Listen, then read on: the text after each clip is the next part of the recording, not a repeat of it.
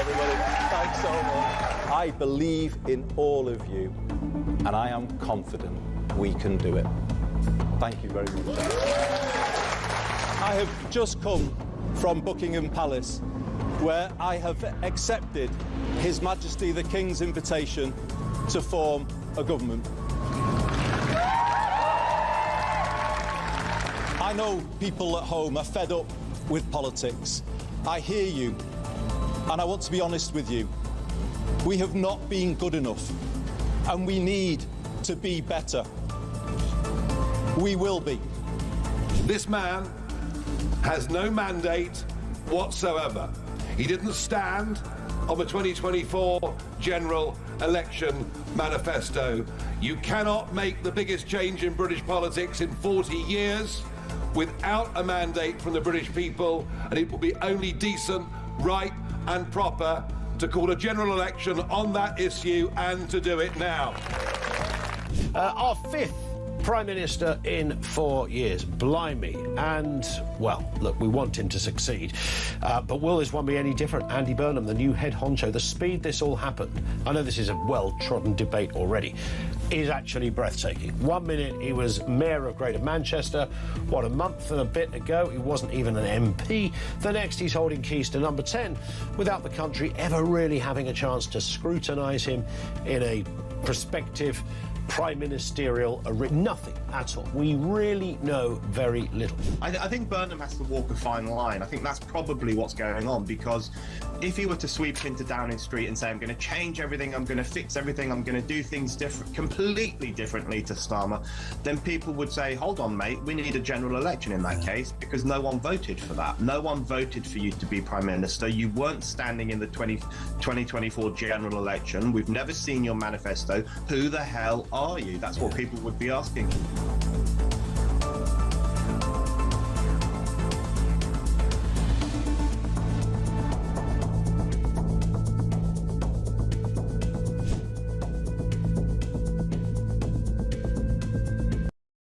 Across the UK, on DAB+, on YouTube, on your mobile, and on your side.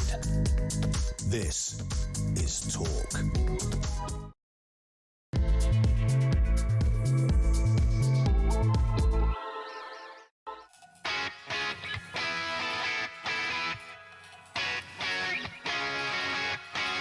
Well, unlike the Prime Minister, 3 minutes past 6, Talk Breakfast, I've come into work today, Christian.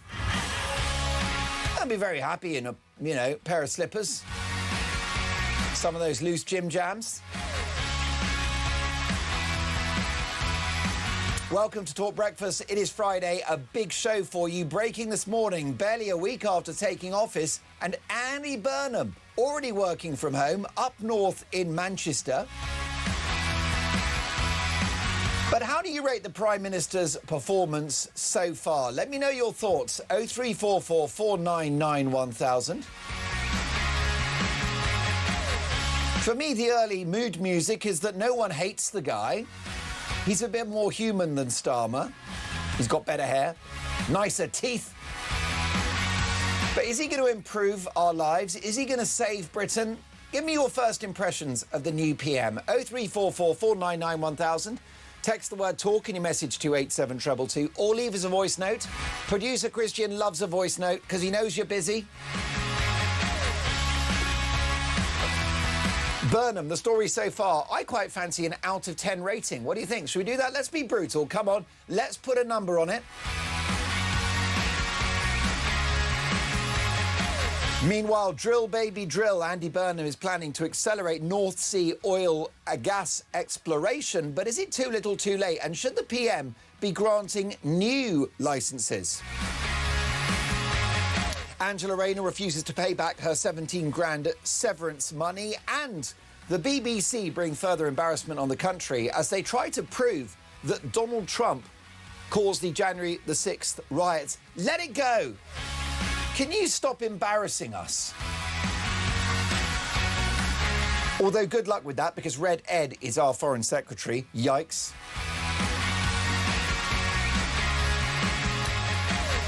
And the Prime Minister has ordered an halt on the early release policy, but the bottom line is that our prison system is broken, isn't it? How do we fix it? Do you have confidence in our prisons? 0344 499 1000. And Burnham, your ratings out of 10, please. This is Talk Breakfast.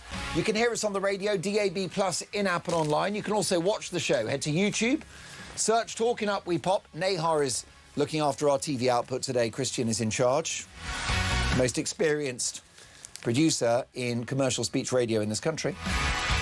The brilliant Sam is pressing the buttons and on the phones, taking your calls with your out of 10 rating for Andy Burnham. Is the excellent Tommy. 0344 499 1000. Talk Breakfast. As the saying goes, let's talk. And let's kick off with The Guardian newspaper. Andy Burnham, number 10 North, is Britain's biggest ever rebalancing of power. Now, it's funny, isn't it? Because the new Prime Minister hasn't given many interviews, but so far he's spoken to, in particular, The Guardian newspaper and Gary Lineker. Now, Gary Lineker, not exactly Walter Cronkite, is he? And The Guardian newspaper is the in-house newsletter of the Labour Party. Where's the scrutiny? I think within a week, Andy Burnham should be speaking to Talk. I think he should be speaking to the Sun newspaper, The Express. I think he should be talking to, dare I say it, GB News. I know. But he's not, is he? And today, he's up in Greater Manchester at home, working from home. And the headline, number 10 North is Britain's biggest ever rebalancing of power. Folks, this is performative nonsense. It doesn't matter where the office is. You could be in Timbuktu, as long as you cut red tape for businesses so that they can start investing and hiring people. At the moment, we're getting them to do the opposite. You could be in Timbuktu and lower taxes. You could be in Timbuktu and shrink the welfare state so it's a safety net for those who deserve it, but not a lifestyle choice for those who don't. You could be in an office in Timbuktu and stop the boats by tearing up the ECHR, looking again at the Refugee Convention and revisiting the Human Rights Act. It's not complicated. And then, of course, you call the head of the Navy and you get the ships out and you turn those boats around. That's how you do it.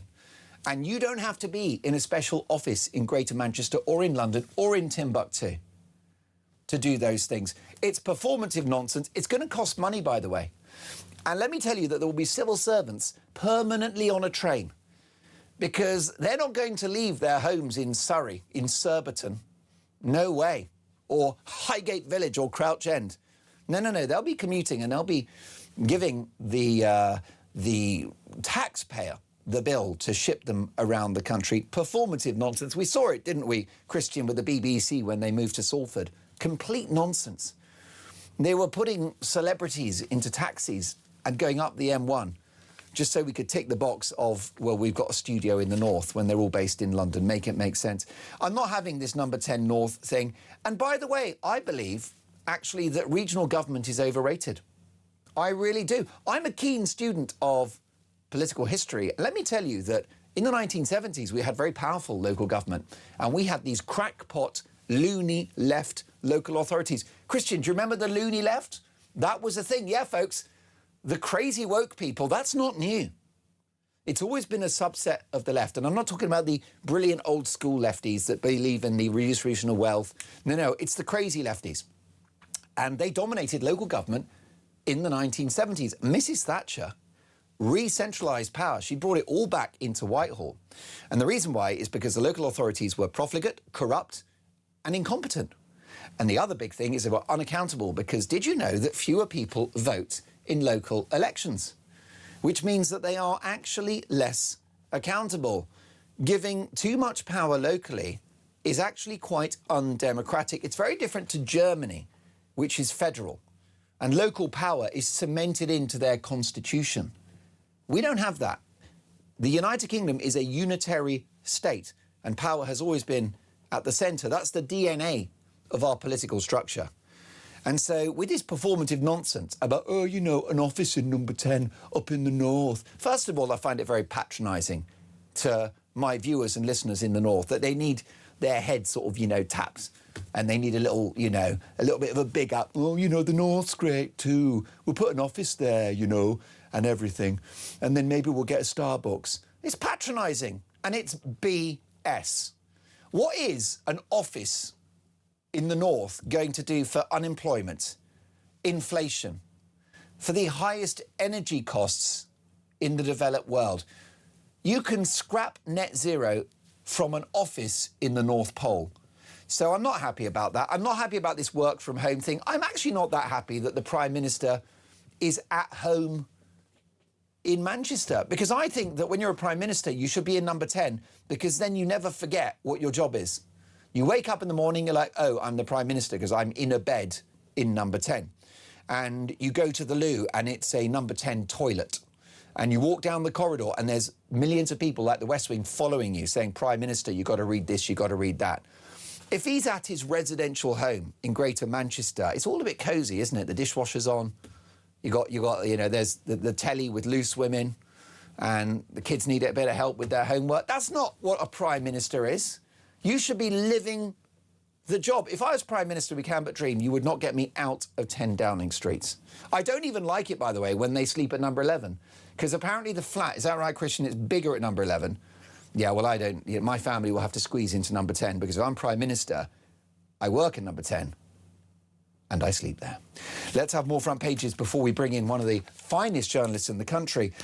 Daily Mirror, school holidays horror. This is the most awful story, and it's just beyond. There really aren't words. Tragedy on beach trip. 15-year-old and her mum drown trying to save boy of 7 on family day out. People have no idea how dangerous the sea is. It is catastrophically dangerous. And so are rivers and so are lakes. And none of us know that. I love this country so much. We are fabulous. But can I say we are hopeless when it comes to the water? We don't understand our coastline. And by the way, I don't. I'm an idiot. I'm a nincompoop. And there have been times when I've gone swimming at like 6, 7 in the evening, there's no one else around, it's a little holiday down in Whitstable or something, and there's no one swimming, and I go in, and the undercurrent, and it pulls you, and the power of nature. And there's been 1 or 2 times where, you know, if I'd had a few glasses at lunchtime and I was a little bit inebriated and I'm in the sea and I'm sunburnt and I'm on holiday, God knows what can happen. But anyway, folks, the sea is dangerous. And I think what needs to happen, there should be more signs on the beach when there is peril. And actually, I would have more lifeguards on our coastline, because this is a tragedy. And these poor people did not know the peril that they faced. Why? Because it's a lovely hot day. It doesn't look, it's very deceiving, the sea. It looks kind of maybe a little choppy, but it's a hot day. And the number of youngsters that jump into a lake during a heat wave and don't know about the cold shock to the body. And it's complicated, but I think what happens, your body is hot, you get into this ice-cold water, and essentially your muscles seize up, your central nervous system freaks out, you don't breathe properly, and you drown. Anyway, it's a tragic story. May God rest their souls. And the poor man, the father, who's lost a wife and a daughter, is going to somehow have to try to move on and rebuild his life. Unimaginable tragedy. The Daily Express, new cells will end the early release scandal. I love this! It's put me in a good mood on a Friday. Christian, we will always seize good news, will we not? Of course so. Our cup, our breakfast coffee is half full. And this is the answer. Do you remember COVID, the outrageous bubonic plague that killed almost everybody? Thank God we bankrupted ourselves for that. Well, there was one positive from the COVID response, and it was the Nightingale hospitals, which they built in about, what, 5 days? It was an overnight. It was like Challenge Annika, if you remember that show. By the way, I saw Annika the other day. We're on talk, right? We're not politically correct. So here you go. You ready for this? Annika Rice still got it. OK?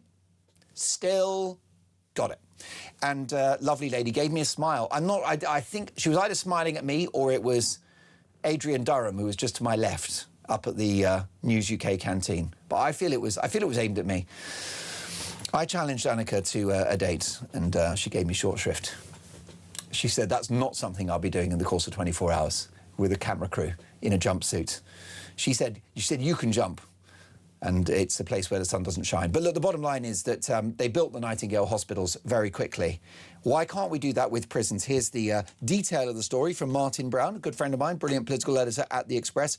Nigel Farage says prefab prisons would fix the early release scandal. He vowed... the Prime Minister, sorry, Freudian slip, we can but dream.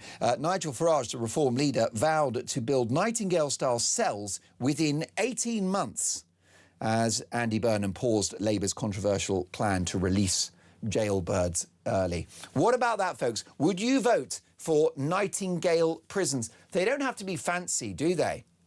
You just throw up a block, prefab type thing, and they need a toilet and a sink and a bunk bed and a mattress and a door that locks from the outside. It's not complicated. There you go. I've just designed the perfect cell.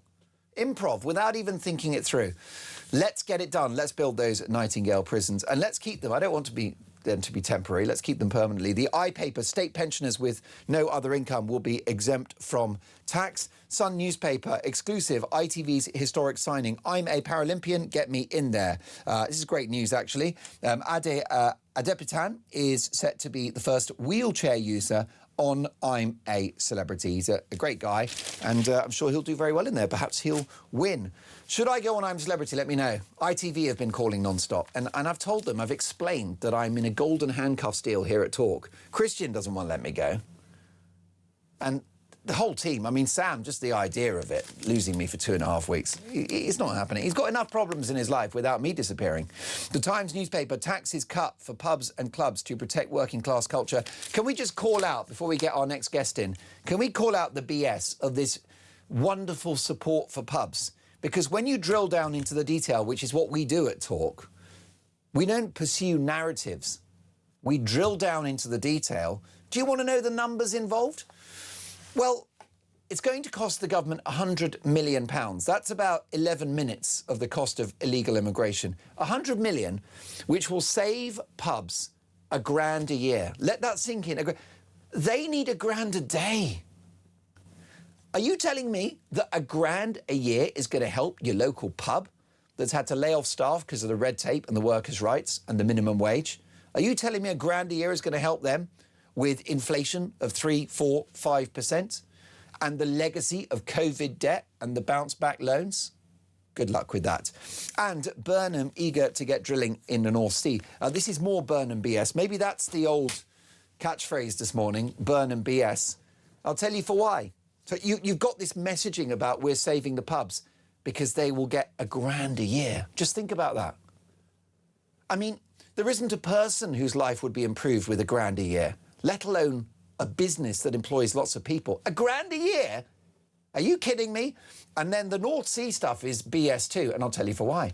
Yes, they're going to accelerate the particular fields that are already going to be drilled, and they're going to, put a tiger in a tank. They're not granting new oil and gas licenses. And that's where we're going to make the billions on the international energy market so we can bring bills down. But folks, what do you think? I've had my say. How do you rate Andy Burnham, your new Prime Minister? 0344 499 1000. I've got a top-level broadcaster and journalist live in the studio next, and more front pages.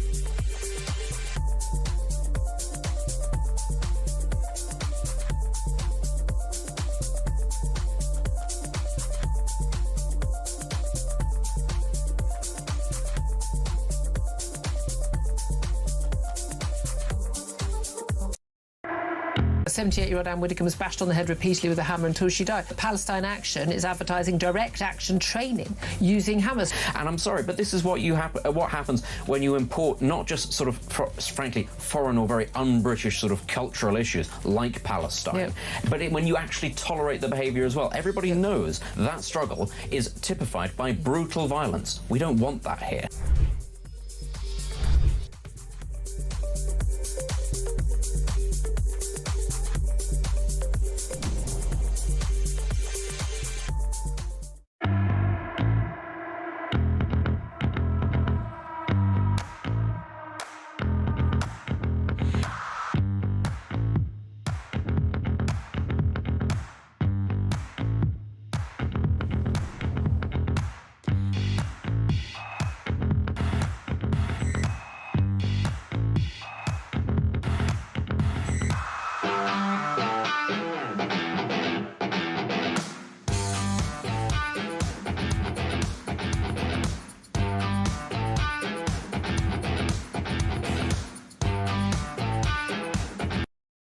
Across the UK, on DAB+, on YouTube, on your mobile, and on your side. This is Talk. Folks, what do you make of Andy Burnham in number 10? What are your first impressions today? You won't believe this. I've come into work, and by the way, it's the greatest job in the world, and I'm deeply privileged to be broadcasting to you on TV and on the radio, to be part of your morning, whatever you're up to. Perhaps you're on your way to work, maybe you're getting the kids ready for school, perhaps you're at the tail end of a night shift. Either way, I've got the greatest job in the world, and I'm so happy to come in. Andy Burnham is working from home, and he's oop north. Does that impress you? Will says, good morning, Mark. We've swapped the North London Liberal elite with the Central Manchester Liberal elite. My goodness, Will, that is a brilliant message. It could already be the candidate of message of the day. Can you do better? What about this, Mark? Just checked, the train is £114 return from London to Manchester. That's 88 grand a year for the Rayner, Powell and Hague. This is my point. We are going to spend a fortune putting civil servants and cabinet ministers and helpers and the gopher and the guy that buys the tea on a train travelling up and down the country in this performative nonsense. Bill in Cheshire. Good morning, Mark. Andy Burnham. All wind and hiss. Can I be honest with you, Bill? I'm at that age where I'm all wind and hiss as well. I've been to the doctor. He said there's nothing you can do about it. Bill says, look, this guy, he looks good, Andy Burnham. The well-practiced one-liners sound good. The 6:15 a.m. ill-thought-out headline promises divert the media, but there's no substance.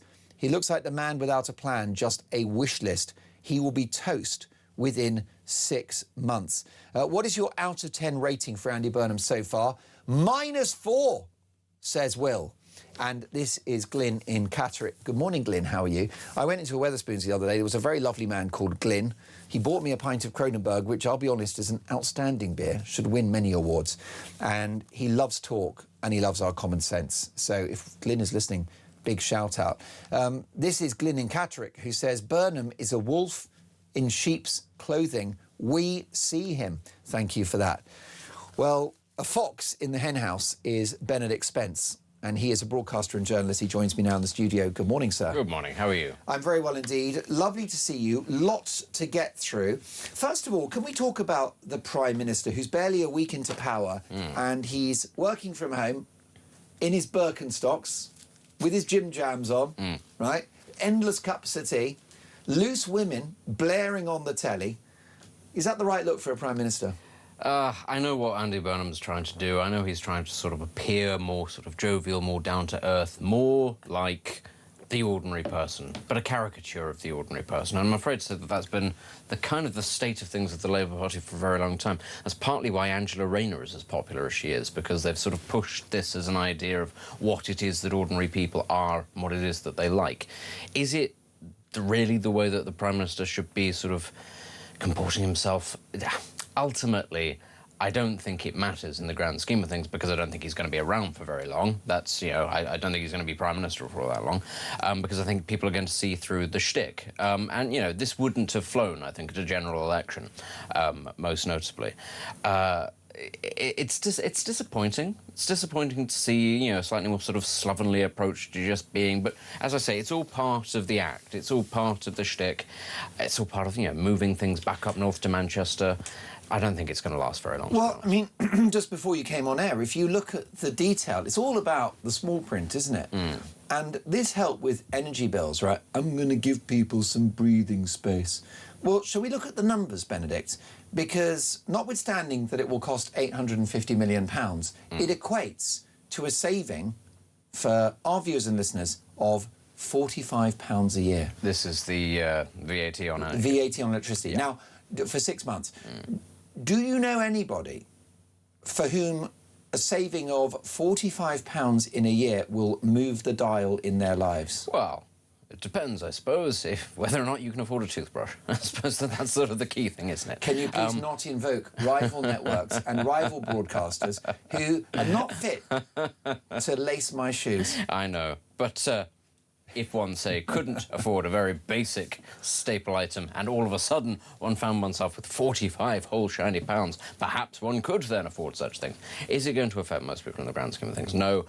That's always the problem when it comes to those sort of quite marginal savings. For the majority of people, they won't feel the saving because the money will simply be used to prop things up 45 quid elsewhere. a week, I'll give you that. Yeah. If the Prime Minister had a policy that gave my audience an extra 45 quid a week, yeah. That would matter. That would because that is circa 200 a month. Yeah, that's a sizable change. And that would be good. I mean, that would be, for a lot of people, their council tax. Yeah, that's, as I say, that's a sizable change. That makes a noticeable impact, but we're talking less than £1 a week in the grand scheme of things. So it's one of those that really you just kind of have to shrug and go, well, again, we all know what this is. It's a steady drip feeding of policies, quite small policies that are designed to make it feel as though the government is doing a lot and it's trying to tackle various things, but it's an attempt to be positive. That was the big mistake that Keir Starmer made straight off the bat. He thought, huge majority, I'm safe, I'm not going anywhere. I can turn around to people and say, the prisons are overcrowded, I'm going to have to release people, and we put too many people in them in the first place, and this is going to take 10 years to sort out.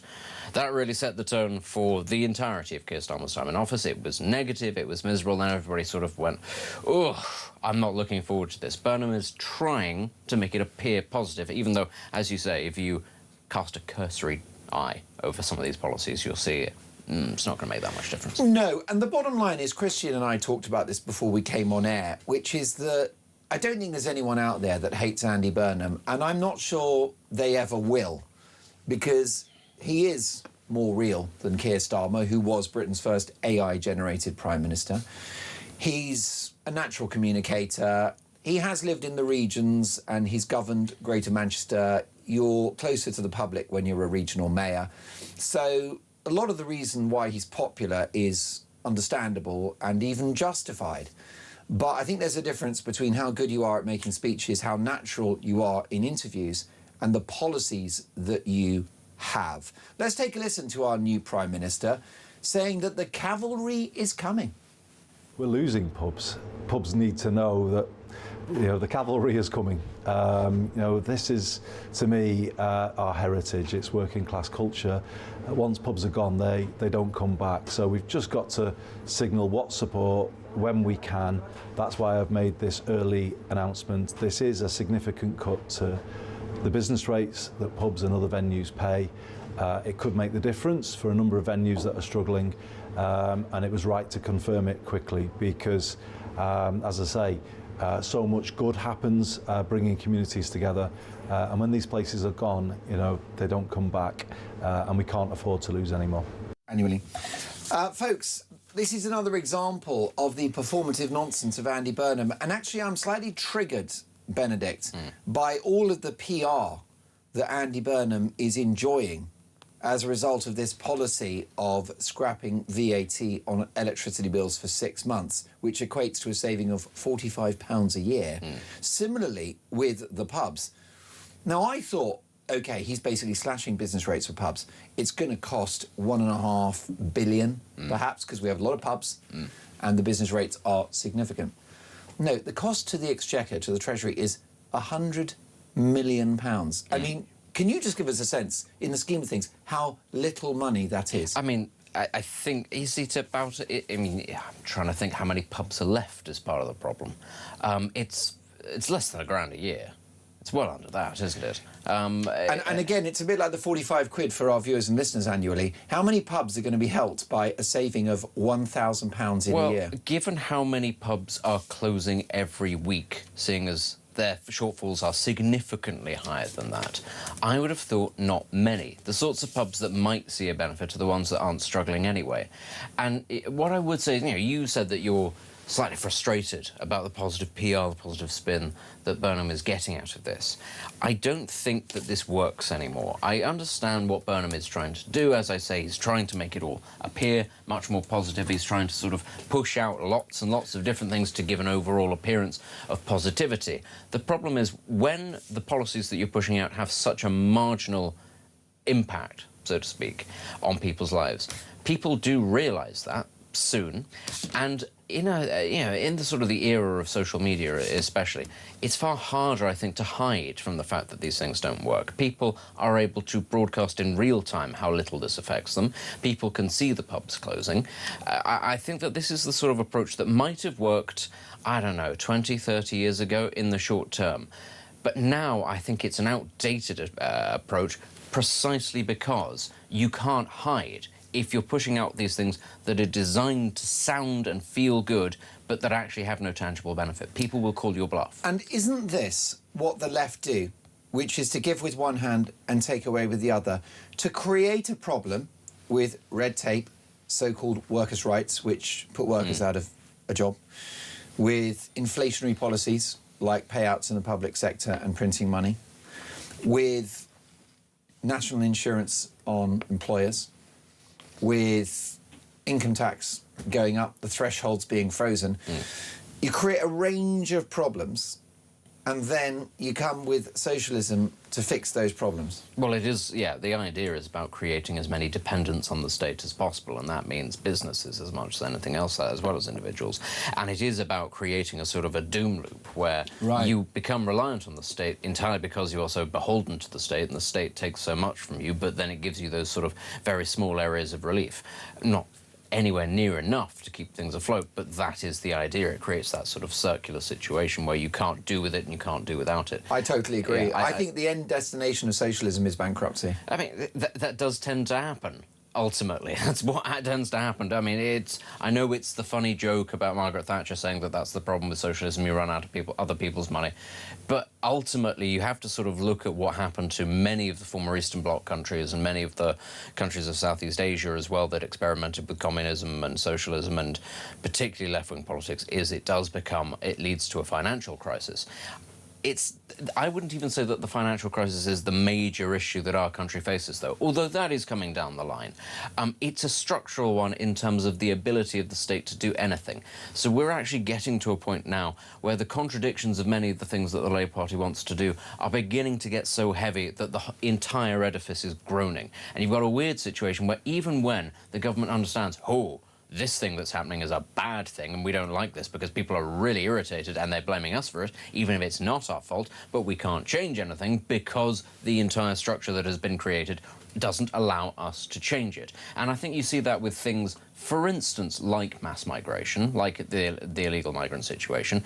You've got a situation where actually, even though Burnham probably understands how bad the channel crossings are, the small boats. He gets how bad a look that is, and he'd probably like to do something about it, although, of course, not immigration in general, because he's very pro-immigration, but if he wanted to do something about that, he wouldn't be able to do it. And that's, of course, part of the problem that Shabana Mahmood ends up having to address. She can't actually do anything because the system is created to stop her from changing anything at the source. So there, I think, lies the problem, and this is ultimately what we'll do for Labour. They will be kicked out of office because they haven't done enough things to actually prevent themselves being kicked out of office, even though many of these things are the same things that did for the Tories. People will see Labour having come in and not actually change those things, all they've done is try to create more dependencies elsewhere, and they're not going to thank them for that. So that's, as I say, why the system doesn't even make sense at this point, because it only harms itself. Well, I think you've got your finger on the pulse, and 3 weeks ago I spent a day with Nigel Farage, interviewed him for the Daily Express. He took me on a tour of Clacton. Great experience. He met locals. Turns out he goes to pubs and he drinks beer during the day. It's a real thing. It reminds me of, I was years ago on the Rich and Judy show. Oh, yes. Are you familiar with their work? I do remember the Rich and I couldn't Judy believe show. going on that show because I realised when I was there, they are actually married. Yeah. And during the ad break, they used to bicker with each other. I'm like, how bad? This is not an act. Rich and Judy are husband and wife, and broadly speaking, don't get on, which, by the way, is marriage. You're welcome. And it's the same with Farage. You spend a day with Farage, and you're in a Wetherspoons, and you're drinking ale, and it's not performative, it's real deal. Anyway, quickly, just to say, because we've got some big stories to get through, but Labour, Andy Burnham the other day, so you've said it won't take long before Andy Burnham is found out. Farage put a number on it. He said 2 days.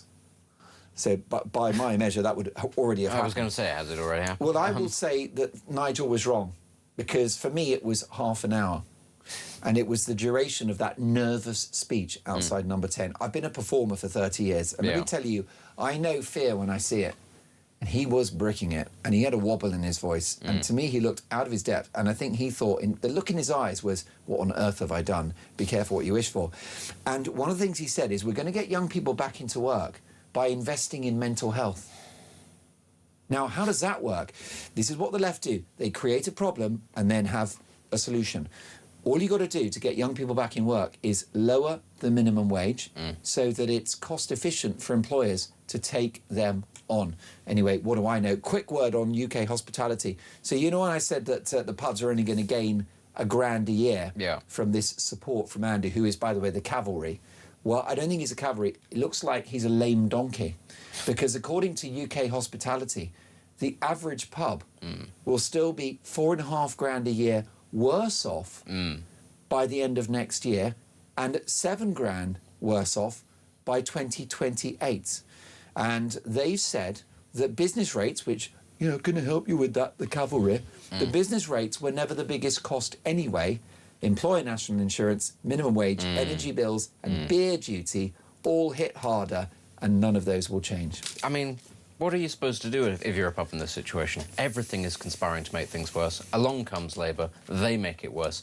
The employers' national insurance thing is a real kicker. We all know what that's done for the employment of young people. Wild. But you've got to combine that as well with mass migration. You can't have a situation where you make it harder for young people, who used to be the people at the very bottom rung, getting the experience, getting on the ladder, harder to employ them, and then open the doors to hundreds of thousands of people and say, come on in, you can take those jobs. That's not going to help youth unemployment, and that's far worse than any investment in mental health will actually. Yeah, you're absolutely right. If I'm running a fish and chip shop and I've got the deliveries going on, am I going to hire a Syrian on £6.50 an hour, or a local British youngster on, what is the minimum wage now? I don't actually know what it is. It's about 11 quid, isn't it? It's too much. Bill in Romsey, this is a golden message. He says, good morning, Mark and Benedict. So Burnham is working from home. What about the issue about illegal immigration? He said, how about a number 10 in Dover? Now you're talking. It is Talk Breakfast. It is 6:38. More front pages. Next up, should Angela Rayner repay her 17 grand? We'll go into the break with a beautiful voice note. Morning, Mark. Liam in Yorkshire. Yeah, Andy Burnham, mate, he's a nice bloke. He's sound. I don't think many people would ever have a bad word to say about the man. Could more than happily have a beer with him down the pub and you'd get along just fine with him on whatever political side you're on. The problem is, with the policies that he's trying to bring in already, or that he's tutored he might bring in, or the things he's wanting to do, aren't going to be the radical changes this country needs.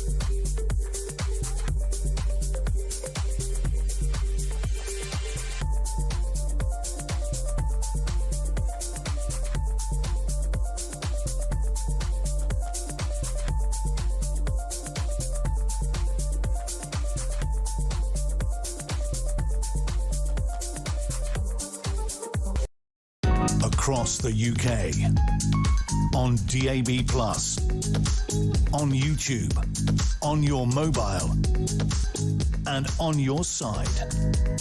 This is Talk. Should Angela Rayner repay her £17,000 severance when she ceased to be Housing Secretary? Live in the studio is Benedict Spence, broadcaster and journalist. Astonishing that she hasn't paid that back. I think it's... Well, I mean, her argument is what it is, and you can kind of understand it, but it's just an incredibly bad look, ultimately. Why can you understand it? Well, I suppose because you've got a shelf life in politics, and once you're out of politics... Is it like being a Premier League footballer? Actually, I think it is. You're not in the game for a long time. In many ways, actually, I think it is. I think a lot of former Tory MPs have found this out to their cost as well. Once upon a time, once you left politics, I think, you know, there were options for you, because being an MP, being a former minister, carried a certain sense of prestige. Now I think it's the exact opposite. I think you are tarnished with the legacy of the government that you operated under, which I think is actually pretty fair, given that, you know, you are part of the government. I don't think that the speaker circuit is quite what it used to be anymore. It's not. I don't think many on banks are on the lookout for former Labour ministers, especially, you know, former class warriors of the like of Angela Rayner. So on the one hand, I'm sort of sat here going, yeah, politically speaking, it's not a very good look at all. But practically speaking, I entirely understand why she would want to sort of claim whatever she could while she could, because once her political career is over, and to be fair, there's no knowing how long it could be. Yeah. It's entirely down to the constituents of, to the voters of her constituency. But once that's done, I'm sort of struggling to see where it is that she gets her money from, unless it's, I don't know, something like a book deal because a friendly publisher has said something to her, but everybody knows actually that only goes so far. Unless you are Boris Johnson, or, you know, you are known for your writing, it's not necessarily that easy to make money from that sort of thing. Is it going to be on the TV speaking circuit? I can't imagine that there'll be many channels particularly keen to have her on. Can you? I'm sort of struggling to look around and see where it comes from. It's interesting, isn't it, Benedict? Because at first glance, you could say that Angela Rayner's got away with it again. I mean, there was that issue that she hadn't paid the stamp duty on her property. There was also, by the way, very underreported, the mystery about where she lived in the 2010s, which was quite the saga to which we've never got to the bottom of. It's hard to keep up with the rap sheet against Angela Rayner, notwithstanding calling her Conservative opponents scum. But I think that she actually has faced the consequences of her actions, and I'll tell you for why. I think if it wasn't for the stamp duty, she might be the incumbent at number 10 right now. I think that the money stuff is what's stopped her becoming Prime Minister. I think there might be something in that, although we have to remember this is the Labour Party we're talking about, and they don't like to make women leaders. You know, as much as they like to talk a good game, they've shown no inclination to want to ever do that. They don't like the ladies, they don't like the people of colour. No, do you know what they really like? They really like to complain about sexism and racism, about how it's a major problem in the country and how they're going to change it. Then they don't do anything about it, and then their MPs continue to complain about how it's not going very well. It was the story doing the rounds after Burnham became Prime Minister, or just before he became Prime Minister, rather, that there were a group of women in the Labour Party, female Labour MPs, who were putting together a dossier of men who shouldn't be trusted and shouldn't be given jobs in a Burnham administration. For what reason? Nobody's quite sure. Are they suggesting sexual impropriety? Are they suggesting bullying? Nobody entirely was sure, and it was entirely founded off of allegations or hearsay. And it was a very sort of pointed thing, saying, well, we think that women should be getting these jobs in place of men. What was the reasoning behind it? Not really given any sort of reasoning, not given any kind of evidence. That's the way that they tend to operate. It's quite nasty. It's quite sort of schoolyardy in many ways, making up rumours about people and not substantiating them and going, oh, you shouldn't be friendly, you shouldn't like that person because they may have done X, Y, Z. Now, we all know that a lot of MPs actually do get up to pretty bad things and misbehave pretty appallingly. But still, it's that refusal, actually, to change the culture of Westminster and saying, OK, here are the allegations against these people in black and white, and they can now defend themselves. It's, well, we don't like the fact that we don't have jobs, and so we're going to make up some stories and say who it is that was behind them and not exactly elaborate on what the stories were. We're just going to make it sound as if they're bad people, and that's how the sisterhood's going to go forward. And speaking of the sisterhood, perhaps we should just very briefly reflect on the departure of Rachel Reeves. Oh, yes. As Britain's first woman Chancellor. Dare I speak for my female viewers and listeners? Good morning, ladies. can I say you are by far the most beautiful ladies in the United Kingdom.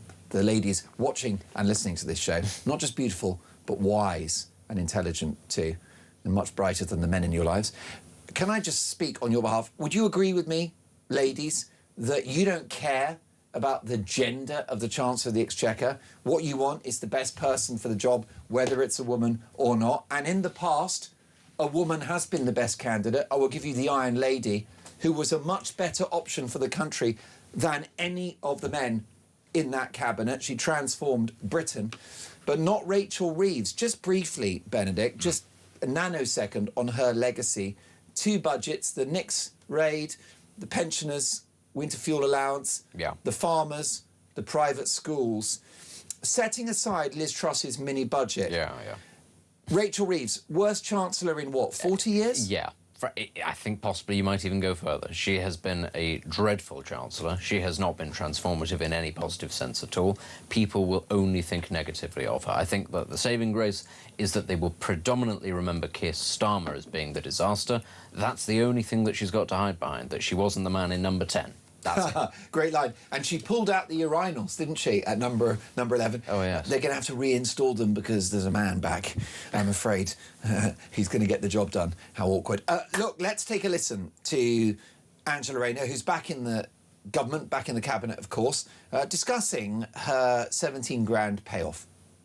The Conservatives are now saying you should repay it back because you're back in the job you left. Sure, and that was a year ago. And Matt, these people were. It was a revolving door after 40 odd days, and then went straight back. I mean, we're talking about if you want to dissect what the Tories did at that time, we had multiple. I'm just saying we had multiple prime ministers. You should repay the money. Will you repay the money? No, my severance payment was given to me at the time. I'd worked in government for a period of time, and then I came out of government for just under a year, I think, is the timetable, and I'll be delivering in government again. Well, there you go, Angela Rayner, who, by the way, has had some nice spectacles purchased for her by Lord Ali. Or maybe not, because, of course, she's got 17 grand tax-free in her back pocket. By the way, that wouldn't be bad, would it? We're talking about Andy Burnham, right, calling himself the cavalry. Well, to me, he's a lame donkey with savings of £45 a year on your electricity bills. I mean, be still my beating heart. What are we all going to do with that extra money, which, by the way, will be swallowed up by inflation? It's interesting, isn't it? Angela Rayner, should she repay the 17 grand? Let me know, 0344 499 1000. And I want your first impressions of your new Prime Minister. Let's take a voice note if we can. Morning, Mark. Sean from Grimsby. With all the talk about Andy Burnham's wealth tax, even though it might sound like a great idea, it means that people like me who are employed by my boss, who's quite a well-off fella, we're not going to get any pay rises, which is going to make us worse off in the long run. And if I was a millionaire, Mark, I need to be asking where the money's going, because we have the highest tax take ever in this country. The government takes more than it ever has, and yet we get told every 5 minutes, oh, schools are underfunded, the NHS underfunded, the military's underfunded, the police are underfunded, literally everything's underfunded. So where's the money going? Where exactly is the money going? We know where it's going. It's going on benefits, and it's going on immigration, and it's going on foreign aid. Where's the money going? That's what I want to know, Mark. Great show, mate. Sean, thank you for a fantastic voice note. What are your first impressions of Andy Burnham? Give me an out of 10. Next up, Andy Burnham says he wants to drill, baby, drill. Is it too little, too late? 6:49 Talk Breakfast.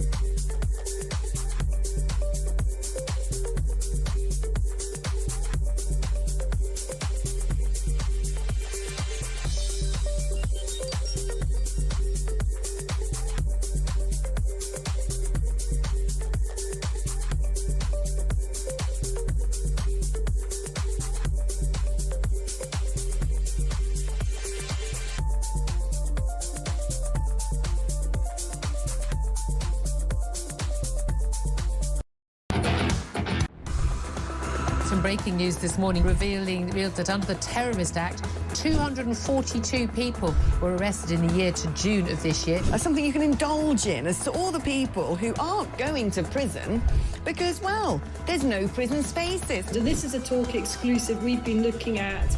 I said, you take these cuffs off me and speak to me like a human being rather than a common criminal.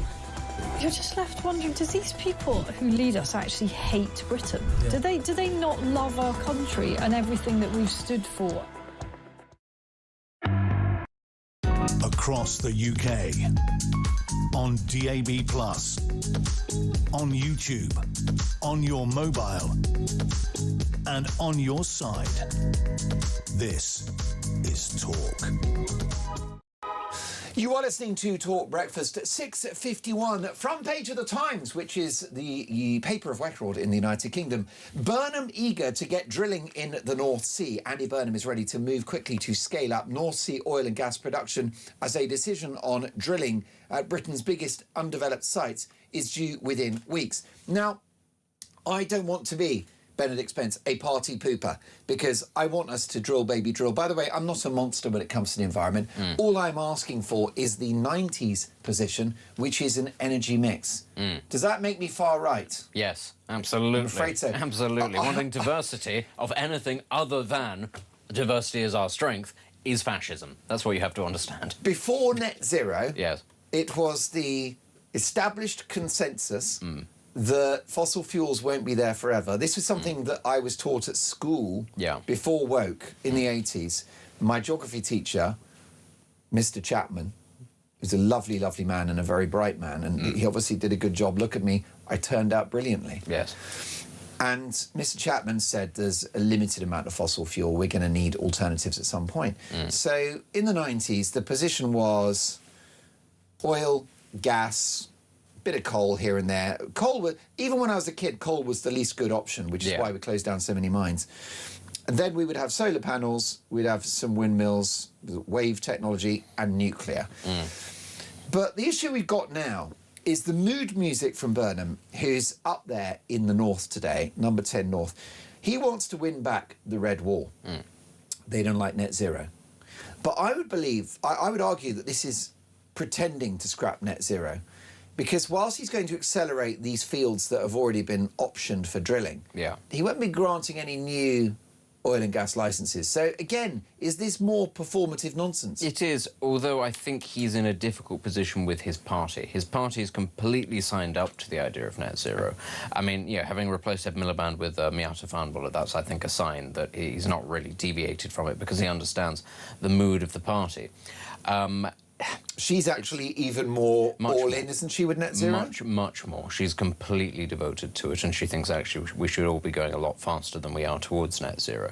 Now, what I would say is she's also significantly less high-profile and influential than Ed Miliband. So whilst she's more signed up to the cause, if you need to override her at some point or, throw her to the wolves, it's much easier to do that than to do with Ed Miliband, who has a lot of allies in the party. So strategically, it makes a lot of sense, I think, to bring in somebody for whom there are fewer ramifications if you end up having to sideline them. But no question, Labour as a party is not where the country is when it comes to the energy mix. The country would like energy that is reliable and that it is affordable. And yes, they would also like it to be clean. People like the environment. English men and women like their green and pleasant land, but what they don't like is going back to the pre-industrial age. That's not what they think when they think of as the green and pleasant land, which is that roofs have to be thatched because there are no alternatives, and you have to use a horse and cart because there are no alternatives. That's not what people want. They don't want the Extinction Rebellion idea where every street would have one vacuum cleaner that you would share and have to sort of book in advance. And it would be an underpowered one. Do you remember when they reduced the voltage of the vacuum cleaner? Yeah, all of this sort of nonsense is not what people actually want, and it's not necessary either. But therein, of course, lies another part of the problem. There is one fantastic source of energy that we could have really doubled down on. We still could. We are world leaders at that technology, and that is nuclear power. We're just not doing it very fast because it's expensive and it's a little bit complex and it's a little bit dangerous. And I get all of the criticisms of it, but it is a fabulous technology. and we're just not really deciding it's to use constant. Yeah. And it's great for national security because it can't be switched off by people from overseas in the way that energy pipelines can. Well, it can be, depending on who it is you get in to help you build it. And that's a large part of the problem that we have, is that, again, you wouldn't actually need massive overseas help or anything like that. If you were inviting China in to do it for you, which is exactly the sort of thing that the British government would do, then yes, you create serious security loopholes, because then you're letting a potentially hostile power have the keys, so to speak. So if we did that, which again, I wouldn't put it past us at some point to have considered doing that, that would be silly. But that's not what we would have to do. Actually, we have companies in this country that do not rely on China, who can build this technology out very well. And we know that they can do this because other countries are employing them, Rolls-Royce being the best example of this. But, you know, you juxtapose that with, say, wind power. And listen, wind can be very useful when there's a lot of wind, but when there's no wind, it is completely useless. And we have to stick them all in the sea because people don't want them onshore, justifiably. And they look disgusting in the sea, by the way. And they also erode. They corrode a lot faster in the sea than if they're on land, because salt water's not very good, so actually you get even less bang for your buck. And are you ready for this delicious irony? Go for it. They need thousands of litres of oil to keep them spinning. Yeah. The whole thing is nuts. And then, of course, we have the wonderful thing with solar power. Solar power genuinely is a miracle technology for most of the world. There's a little triangle of the Earth, though, for which you have to use far more solar panels for the amount of kilowatts you actually get out of it. It's less cost-effective. Who might you imagine is in that little triangle? Which countries? Well, it would be probably Western Europe. It's us, and it's the Nordic countries. There you go. And, yeah, Belgium and the Netherlands and places like that. We just happen to sit slap bang in that little thing where, let's be clear, it's not saying that solar panels don't work, they're just less powerful, it's less efficient. Now, solar technology is getting better all the time, but still, it's not the be-all and end-all. It cannot serve even the majority of our energy needs, and it shouldn't have to, given that nuclear exists. And also it means, again, pavementing over the countryside. So when we're talking about protecting the environment, the green and pleasant land, you go to East Anglia, you go to Norfolk and Suffolk, and go to Lincolnshire, and all the places where these solar farms are being planted, take a look at them and go, is this really environmentalism? No, it's not. You're so right, and the shelf life of those panels is 10 to 15 years. Yeah. They are not recyclable. No. It's going to be pure pollution. And here is the thing. We're talking about energy supply. We're talking about an energy mix. And you've got Andy Burnham saying, drill, baby, drill. Well, I think the theme of his premiership will be look at the fine print. Look at the detail. I'm going to drill, baby, drill only established oil fields. I'm going to help pubs £1,000 a year. I'm going to help the public with electricity bills. £45 a year. Quick one, by the way. John Healey, new Chancellor. You mentioned that the Energy Secretary, Van Bulle, is there because she's not a powerful figure who Burnham can control. Is that the same with his Chancellor, do you think? Healey's been put in that position because I do think John Healey, had an eye on the leadership at some point. This is the poison chalice that's putting him in as Chancellor. But is he more controllable than someone like Mahmood in the Treasury? I don't think it's so much about him being controllable. It's about him having to make difficult decisions, having resigned off the back of not getting enough money for his department. If you then turn around and go, OK, now make the sums add up, then you're putting him in a very difficult position if he fails to. If I ask very nicely, would you stay for another 15 minutes? Yeah, go on. There you go, one of the finest broadcasters, journalists in the country. The excellent Benedict Spencer, plus another big name joining us at 7 a.m. How do you rate Andy Burnham? This is Talk Breakfast.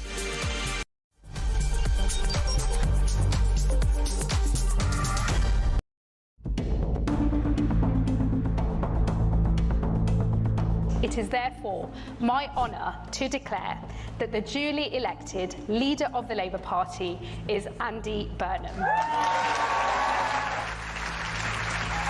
Thank you, everybody. Thanks so much. I believe in all of you, and I am confident we can do it. Thank you very much. I have just come from Buckingham Palace, where I have accepted His Majesty the King's invitation to form a government. I know people at home are fed up with politics. I hear you, and I want to be honest with you. We have not been good enough, and we need to be better. We will be. This man has no mandate whatsoever. He didn't stand on the 2024 general election manifesto. You cannot make the biggest change in British politics in 40 years without a mandate from the British people, and it will be only decent, right and proper to call a general election on that issue and to do it now. Our fifth Prime Minister in 4 years. Blimey. And, well, look, we want him to succeed. But will this one be any different? Andy Burnham, the new head honcho, the speed this all happened, I know this is a well-trodden debate already, is actually breathtaking. 1 minute he was Mayor of Greater Manchester. What, a month and a bit ago he wasn't even an MP. The next he's holding keys to number 10 without the country ever really having a chance to scrutinise him in a prospective prime ministerial nothing at all. We really know very little. I think Burnham has to walk a fine line. I think that's probably what's going on, because if he were to sweep into Downing Street and say, I'm going to change everything, I'm going to fix everything, I'm going to do things completely differently to Starmer, then people would say, hold on, mate, we need a general election in that case, because no one voted for that. No one voted for you to be Prime Minister. You weren't standing in the 2024 general election. We've never seen your manifesto. Who the hell are you? That's what people would be asking.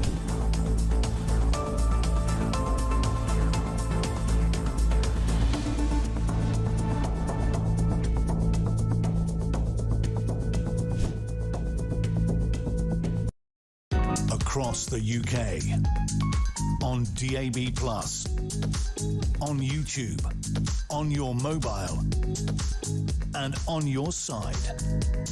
This is Talk.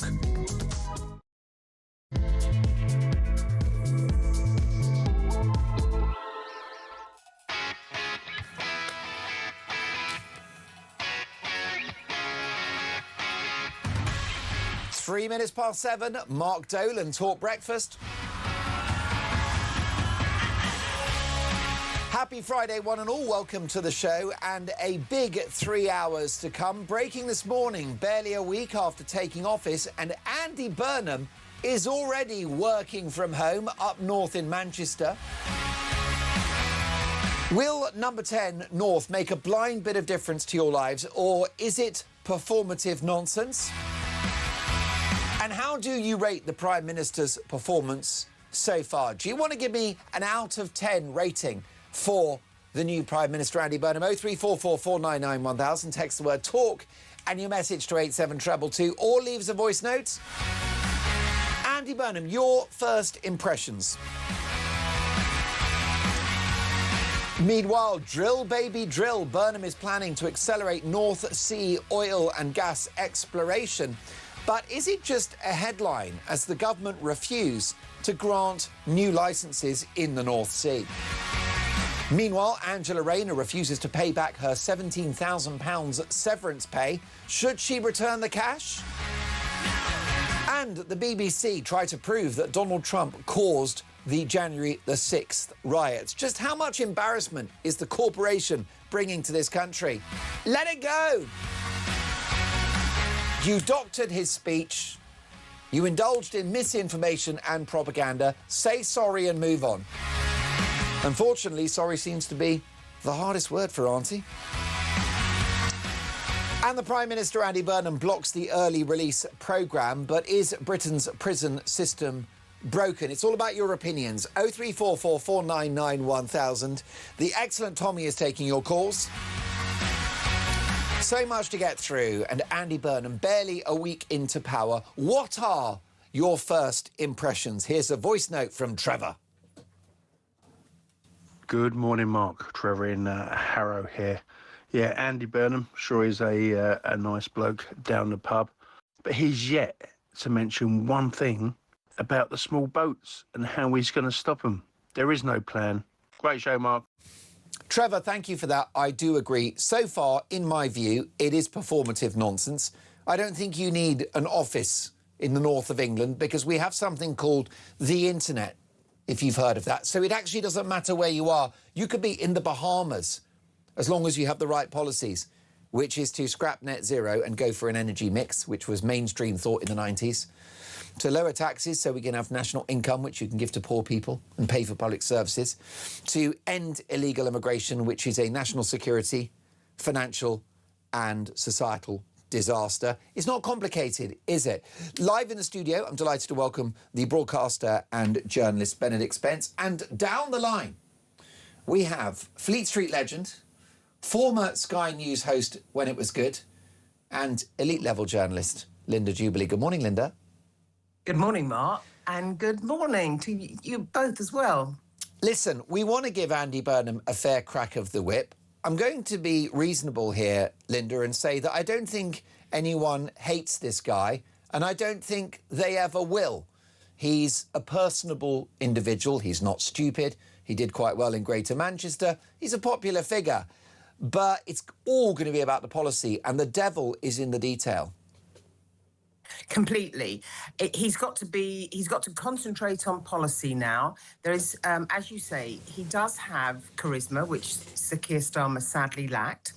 He is a very good public speaker in technical terms. He's very confident with the English language, and he is able to resonate with people. There's a lot of chit-chat about meeting people down at Greg's or the pub or something like that, and that is all very well. But I think that having opening number 10 today on a Friday up north in Manchester is more, as you say, performative politics. I used to work for a programme called Tonight with Trevor McDonald, where the programme was split between Manchester and London. It made absolutely no difference to the programme at all, to the content of the programme, but it added considerably to our travel bill. Yeah, did it involve, just to interrupt you, Linda, did it involve lots of North Londoners sitting on a train all day?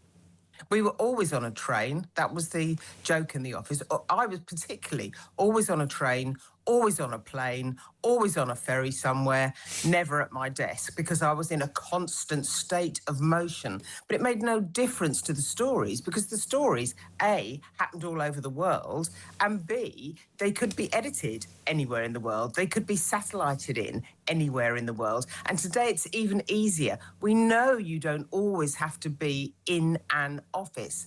I agree that he needs to send a signal to make the North feel, or Manchester and the area feel, that there is a more open and inclusive view of the United Kingdom, but that doesn't involve sitting on a train for several hours a day. I think it must be exhausting and considerably add to travel expenditure. I just don't think it is particularly important.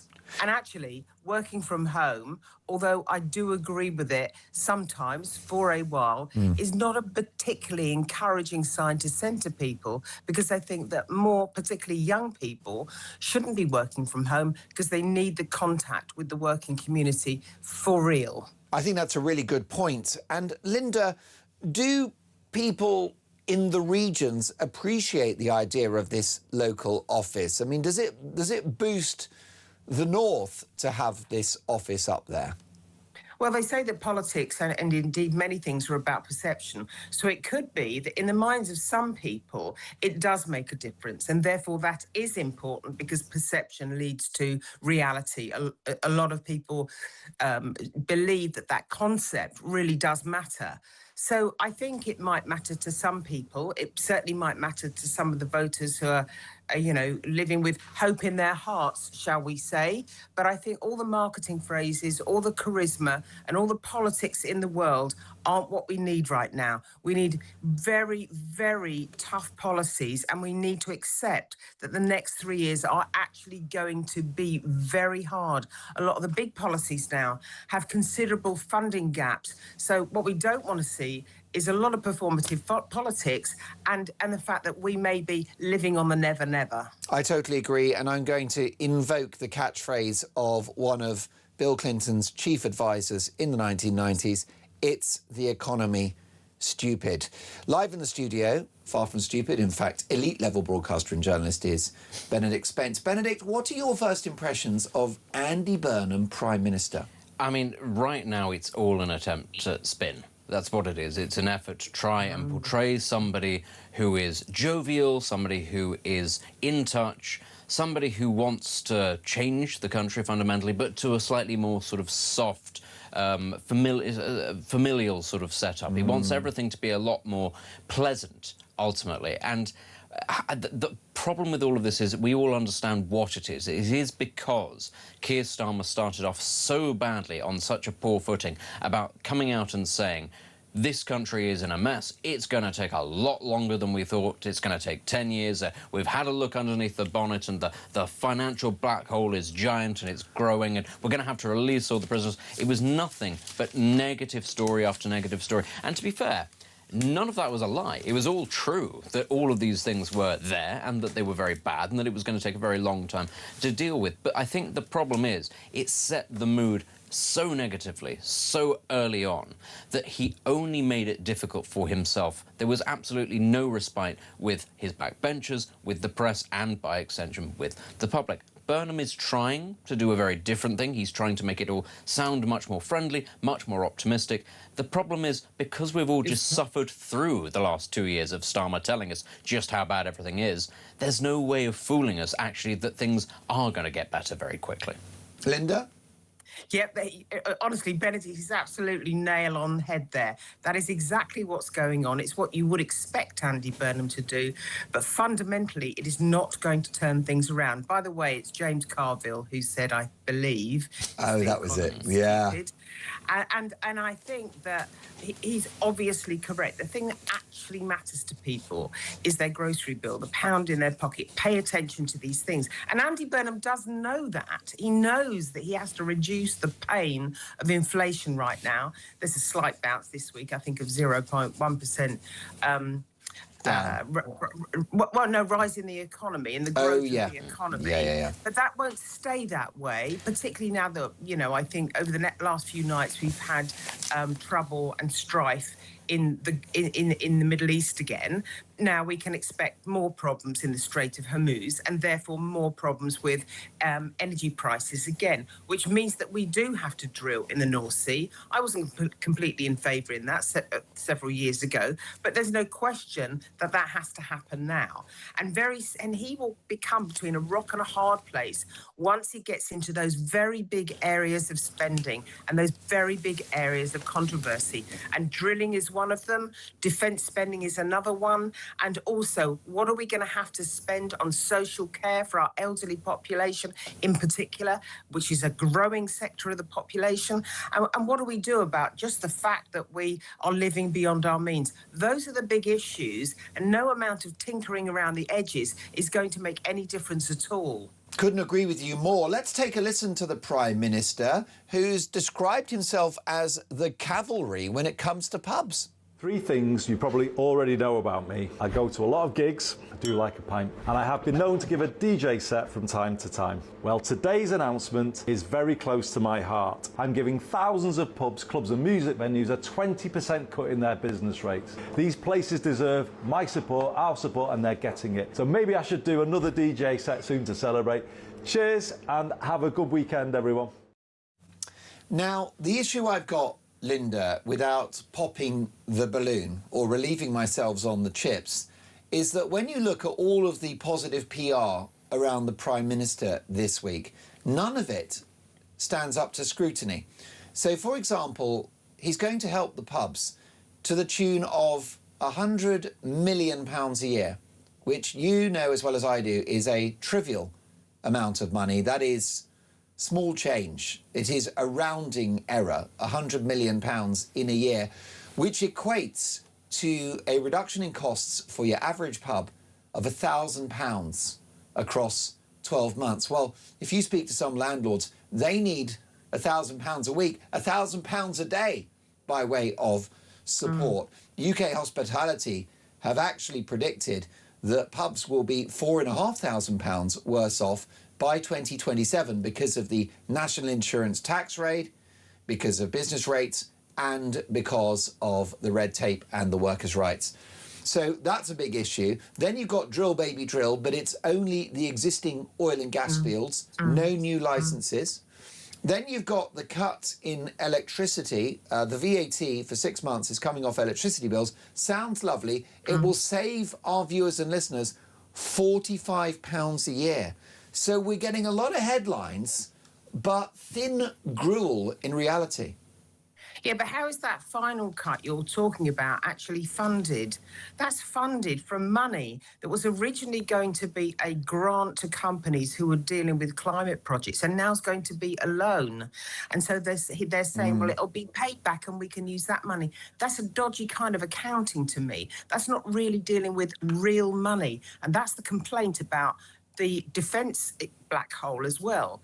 There's funny accounting going on here, but no real new money. Now, it's interesting. Yeah. There's a final concession that we have to drill Jackdaw and Rosebank, both of which are mature fields. We can't expect to get a lot out of them, but it's a good sign that we're starting to try, because I'm pretty tired of hearing, well, it won't make any difference because the price of oil is established on the international market, so it won't make that much of a difference in this country, but it will.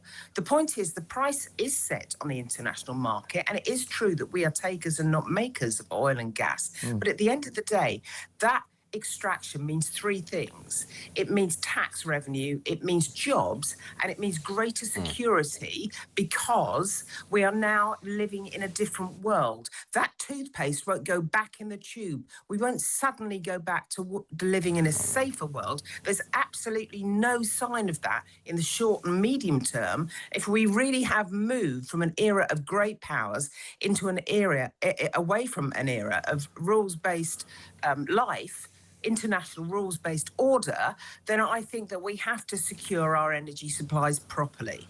Benedict, I know you're a busy man, you need to run. Before you go, are we underestimating Andy Burnham? Is there a chance he'll prove the doubters wrong and be a great Prime Minister? I just don't see how it can happen. Listen, it's entirely possible that he could. He could be the man that addresses many of the major structural issues in this country around, for instance, things like the price of energy, the security of energy, industrialisation. He's talked about wanting to bring industry back to parts of the North and Midlands. He could be the person to get immigration under control. I just don't believe that he is the person that he particularly wants to, or that he has the ideas to do so. There are plenty of people out there who've got all kinds of suggestions that sound fairly good as to how it is we can improve many aspects of this country. Very few of them ever seem to be in the Labour government. They very rarely seem to be on the Labour front benches. Every now and then you get somebody who's a little bit ambitious. They come up with a little bit of a, if you'll pardon the pun, left field idea, and they tend to be squashed by the party because it doesn't actually like that kind of, outfield thinking. It likes unity, it likes conformity, it has a consensus, and it refuses to sway from it. And Burnham, let's be clear, has said part of his legitimacy lies on the fact that he's not about to rip up the manifesto that Starmer was elected on, and that he's going to try and stick to many parts of it. Benedict Spence is coming in hot this morning. Benedict, thank you so much for your time. The brilliant broadcaster and journalist Benedict Spence. I'm delighted to say that Linda Jubilee is staying with me. I've got a big question for her and you. Angela Rayner received a severance package of £17,000 when she left the government last year. Should she pay it back? 7:19, this is Talk Breakfast.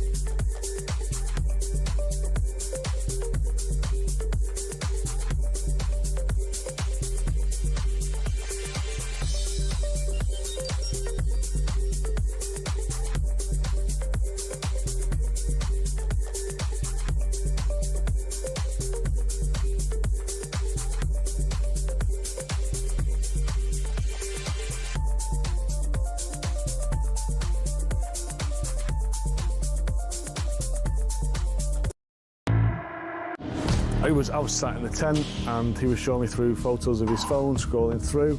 this was barbaric, horrific stuff. Blokes going through walls in vehicles and then jumping out and shooting everyone. You know, his WhatsApp picture was him with a mask on, with a gun like that. You're in a tent with this guy. I'm in a tent with this guy, and actually he's just showing me this stuff. I'm just thinking, this is not the kind of bloke you want to be coming to the UK.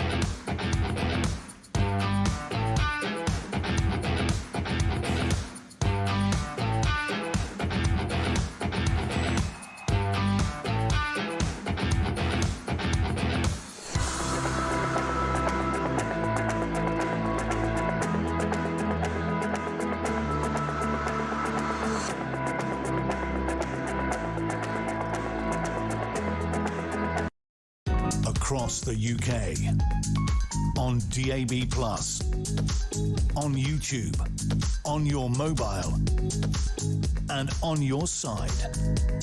This is Talk. You are listening to Talk Breakfast. How do you rate your new Prime Minister, Andy Burnham? Well, Christine says, Andy Pandy, I'm giving him -10. And by the way, Angela Rayner is despicable. Pay it back. Well, Angela Rayner is back in the cabinet. She received a severance package of £17,000. She won't return the money. Let's take a clip of her responding to this issue.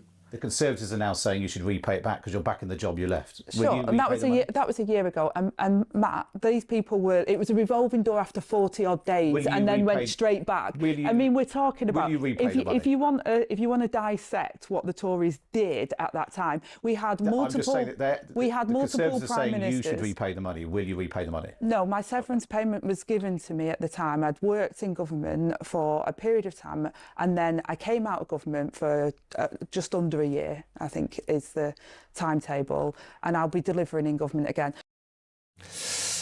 Linda Jubilee is a broadcaster and journalist and communications consultant. Linda, how much of a problem is Angela Rayner's refusal to pay back the money for this new administration? I don't know how much of a problem it's going to be in the medium term or the long term, but it looks very bad right now. Look, at the moment, performative politics has a bad rep. But actually, if you want to do real performative politics that actually sends a signal to the voter, to the public at large, then she would give the money back. Because morally, she's back in the same job.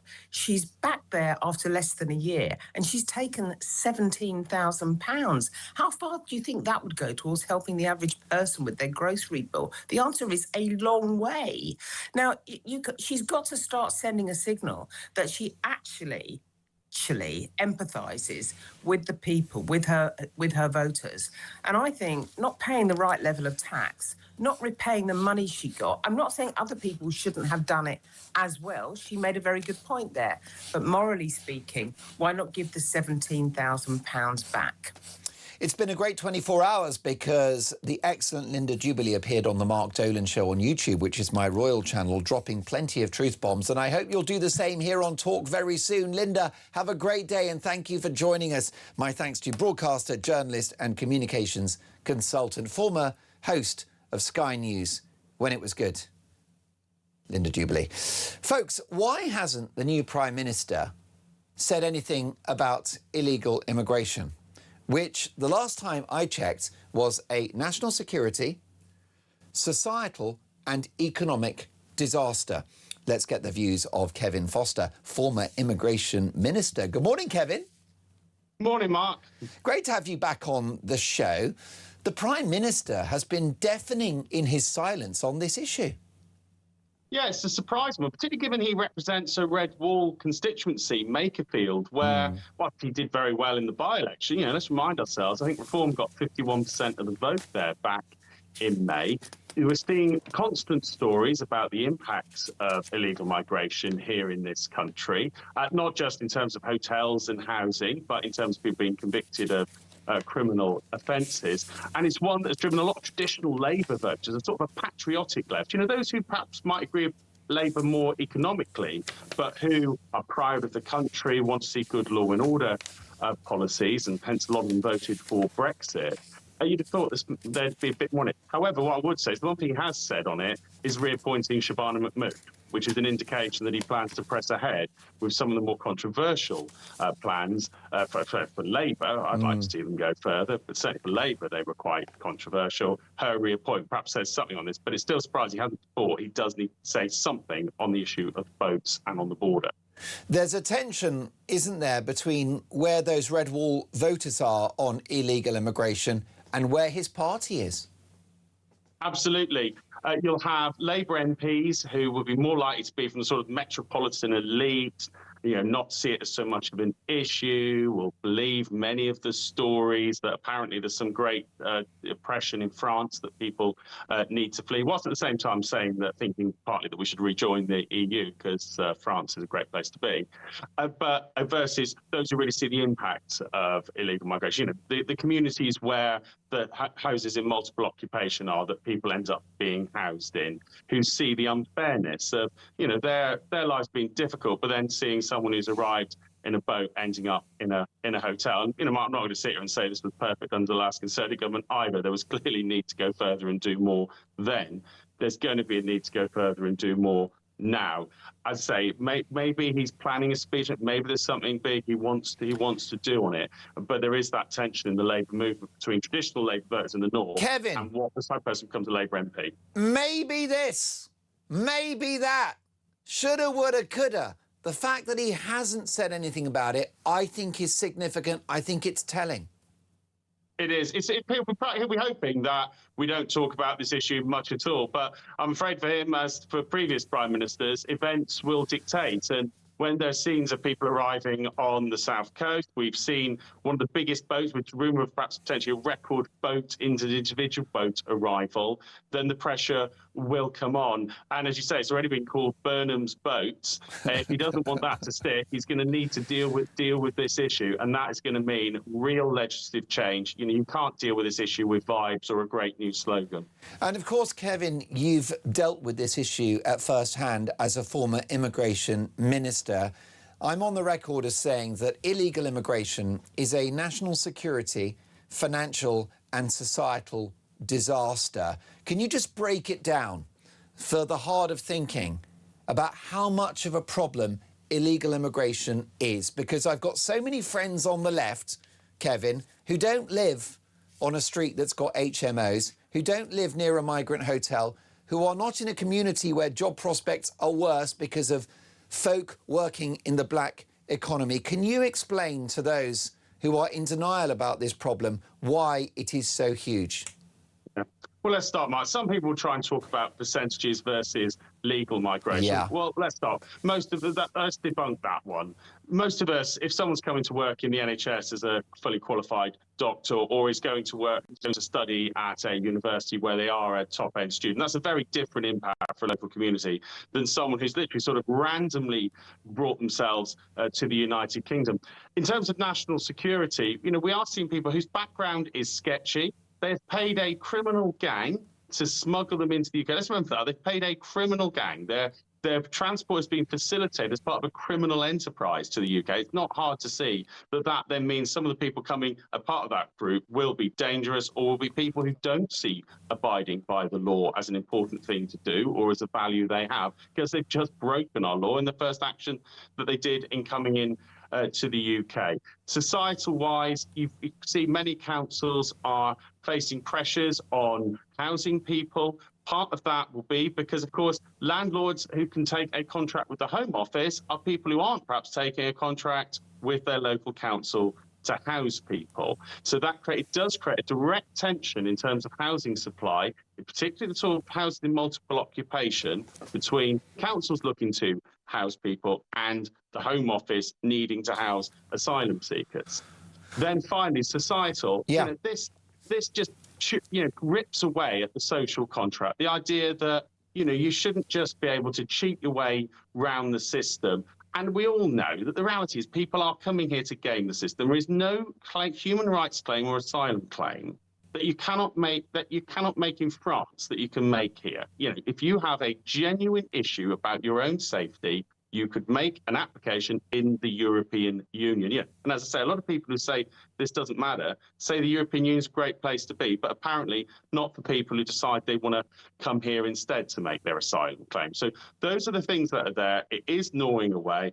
And when we look at solutions, again, safe and legal routes is as much a slogan as stop the boats or various other things. Yeah. The only countries that have really dealt with this are countries like Australia and the United States, and they did so with a wider strategy and with a government determined to drive it through. Those are the key things. And Kevin, before we let you go, here's the kicker. The best part of half of these people who have broken the law by coming into the country will remain. Yeah, it's actually, I think, even higher than that, actually, Mark. Is it really? Would you say it's over 50% now? Yeah, the stats are, it's something like only about 7-8% actually get deported, because what happens is the stat you've done is probably their asylum grant rate on their initial application, but then they'll appeal it to the courts. They'll then, if that fails, they'll then use the ECHR to try and argue that they can't be removed. But we've seen some pretty ridiculous judgments under that. For example, someone having forced to have a shave would be apparently a massive detriment. Chicken nuggets, yeah, and of course they're all Christian and they're all gay all of a sudden as well overnight. Yeah, it's amazing. It's amazing how the boat to Dover is like the road to Damascus in terms of religious experience, apparently. And I say this as a Christian myself, but so there's a lot of issues there. But actually, a lot do, and that's where the real thing comes in. How you can remove people, because the core fundamental question lying at this, the part of the business model, people smuggling gangs, is if you come from France and we don't want you here, but France won't take you back, where do we send you? And that's where a lot of this ends up with, is because if we haven't got a route of return, then we end up stuck with you. Kevin, I've been around the block a few times. It takes a lot to shock me. Are you telling me that the real world statistic of how many people that have entered the country illegally remain is in the ballpark of what, 80 or 90%? Is it that high? Yeah, it probably is from small boats, because if you look at the countries people come from, like Afghanistan, Eritrea, Syria, there's no, at the moment, direct route. Although it should be noted, European countries have started returning people to Afghanistan since the Taliban, fall of Taliban and Taliban takeover. So it is very hard, and that is the core of this model. Is you pay the gang thousands of pounds, they get you in a boat, they get you to Dover, and the chance of you actually being removed from the UK is pretty low, even if your initial asylum claim is refused. And a lot of the governments talk about increased deportation numbers. Welcome, but they'll be going back when they talked about 3 really big flights being sent out. They went to Brazil. Well, it doesn't take much of a geography knowledge to know that's not many small boats arrivals from Brazil and of Brazilian nationals. So it is a wider issue. But yeah, the stats are very low about who actually gets removed, and that's what's driving this. And that, if Andy Burnham wants to deal with this, ultimately, that's what you're going to have to address, and that's not going to be easy with his backbenchers. Kevin, always a pleasure to have you on the show. Thank you so much for your time. Kevin Foster, former immigration minister, with the bombshell statistic that 80 to 90% of illegal immigrants remain in the country. Let that sink in. Lots more to come. What about Angela Rayner? She picked up a cash-free cheque for £17,000 last year when she left the government. She won't return it. Here's a voice note from Big Michael. Mark, good morning.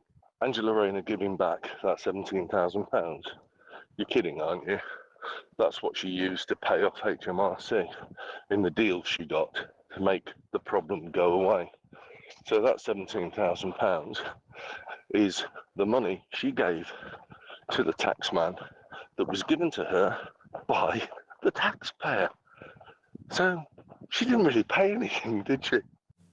Brilliant voice note, Michael. Thank you for that.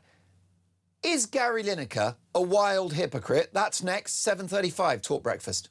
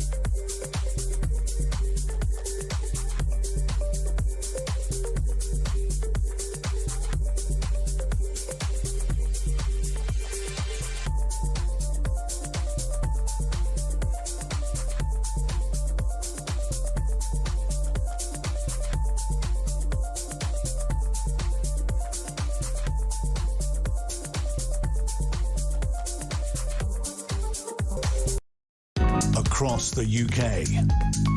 On DAB+, on YouTube, on your mobile, and on your side.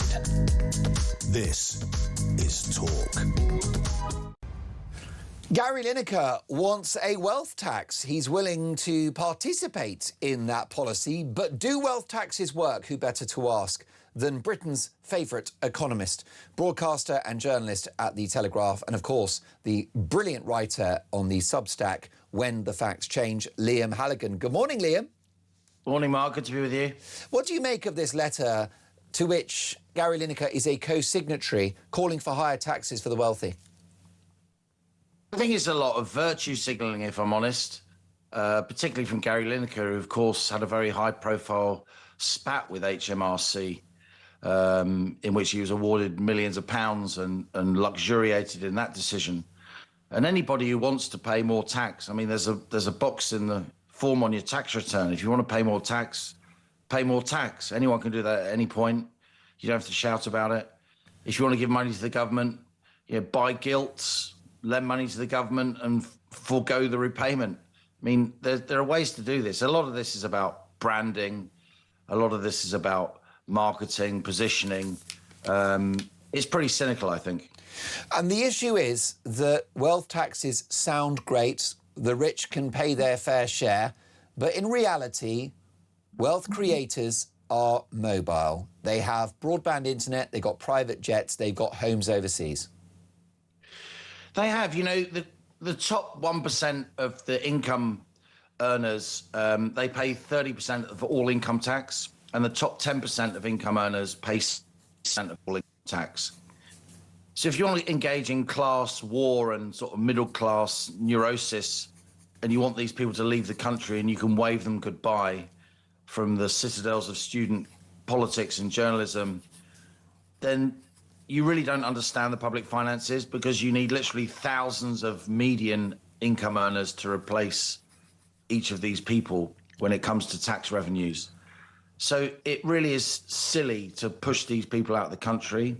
We've already had changes to our so-called non-dom regime, the way international investors who spend some time in the UK, some links to the country, are asked to pay tax.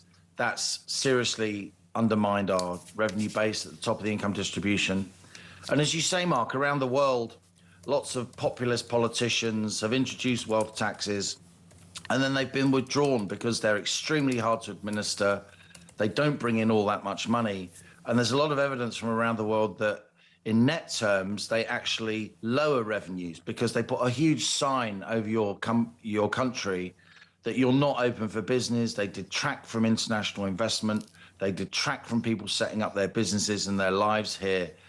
So I think a wealth tax in Britain would be very, very counterproductive. And the level at which it's set would inevitably be lowered and lowered and lowered again. So you just entrap ordinary people who've done the right thing, worked and saved all their lives, maybe for a generation or two, to amass a little bit of wealth, a little bit of freedom for themselves and their families, and they'd be absolutely clobbered. Whereas the super, super duper wealthy, of course, who can employ very expensive ranks of lawyers and accountants, wouldn't be affected at all. This is about class war, envy, spite, and virtue signalling. It has no place, in my view, in Britain. And why this policy is so egregious, Liam, is that if wealth creators leave the country, we lose their investment. They tend to start businesses. They tend to employ people. They buy Rolls Royces, which have a lovely big fat VAT cost attached to them that goes straight to the Treasury. And of course, we lose their tax revenue. And what the progressive left don't seem to realise is that when they go, it's my viewers and listeners, your readers at The Telegraph, who have to cover the difference. That's right, and we won't be able to cover the difference. So we'll just end up borrowing ever more money. And of course, we're already borrowing, we borrowed 137 billion quid last year, the British government. 110 billion pounds of that was spent on interest payments on previously borrowed debt. It's completely nuts. This is all about throwing a bone to the hard left of the Labour Party. This is all about celebs listening to their often misguided PR advisors that this would play well with the kids if they offer to pay more tax. If you want to offer to pay more tax, you know, be classy. If you want to do charity work, be classy.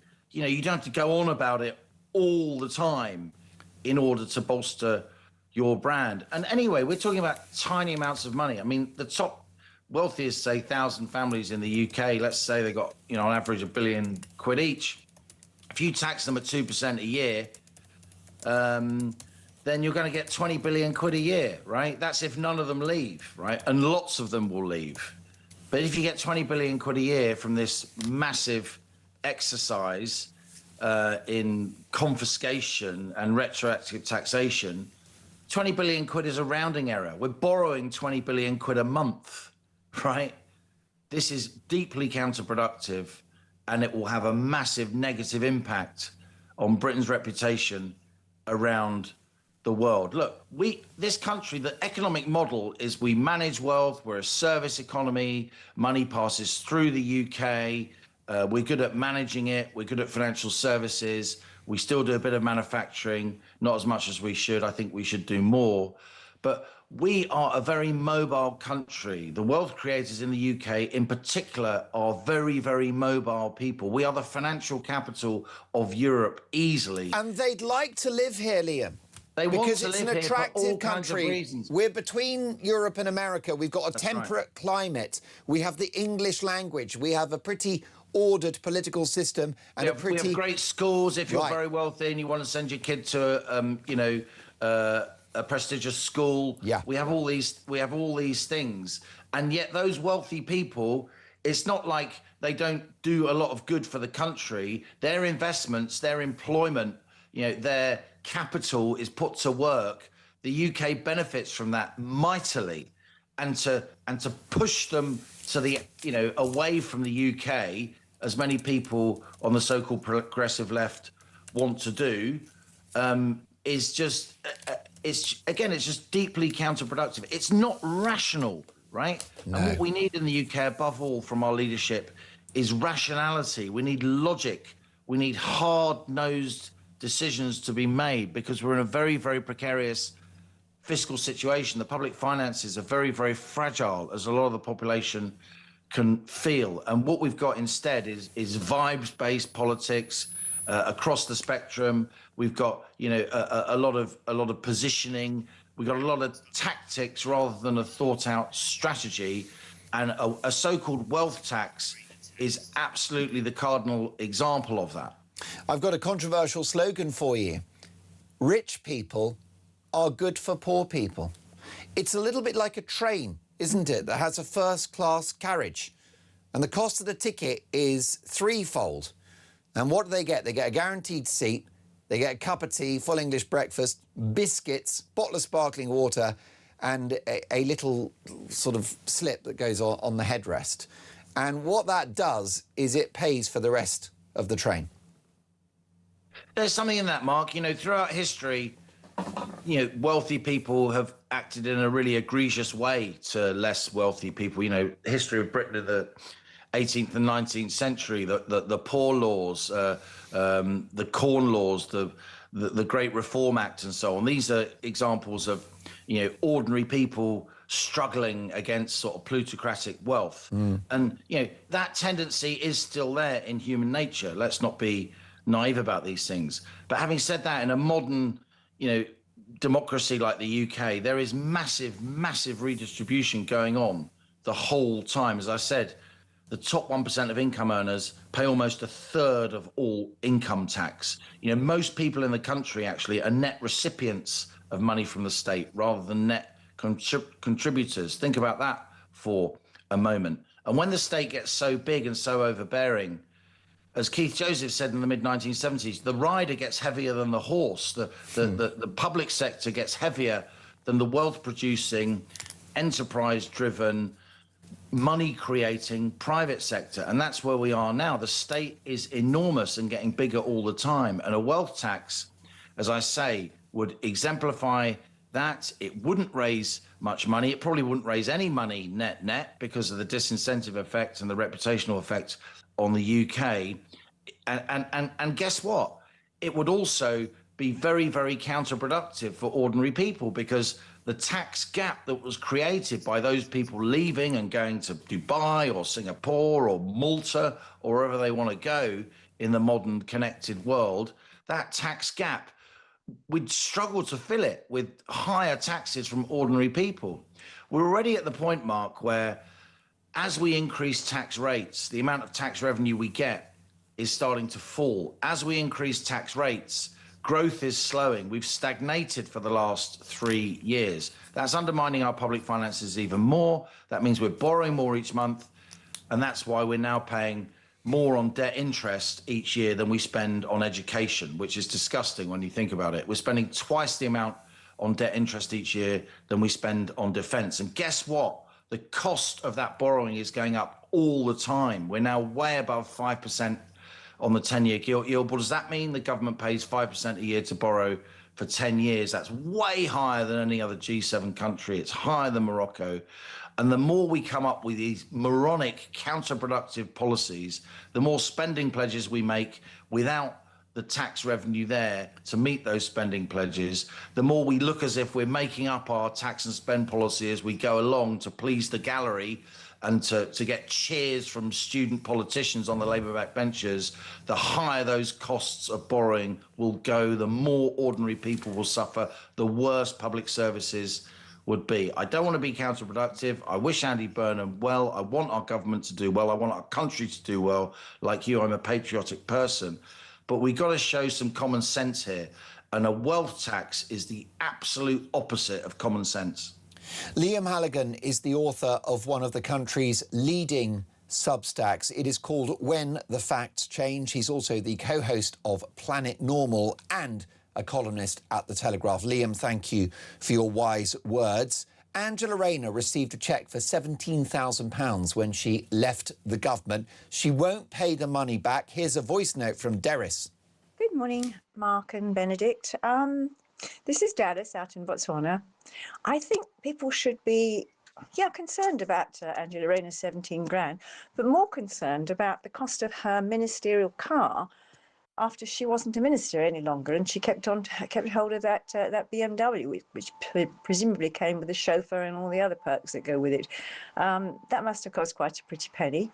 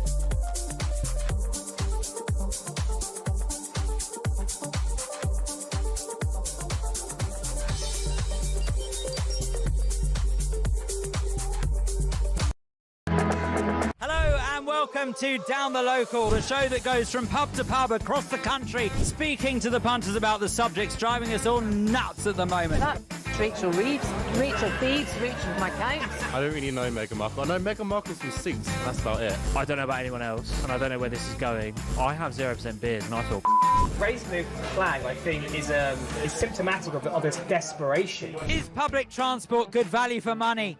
No, it isn't. You really don't like speaking to people.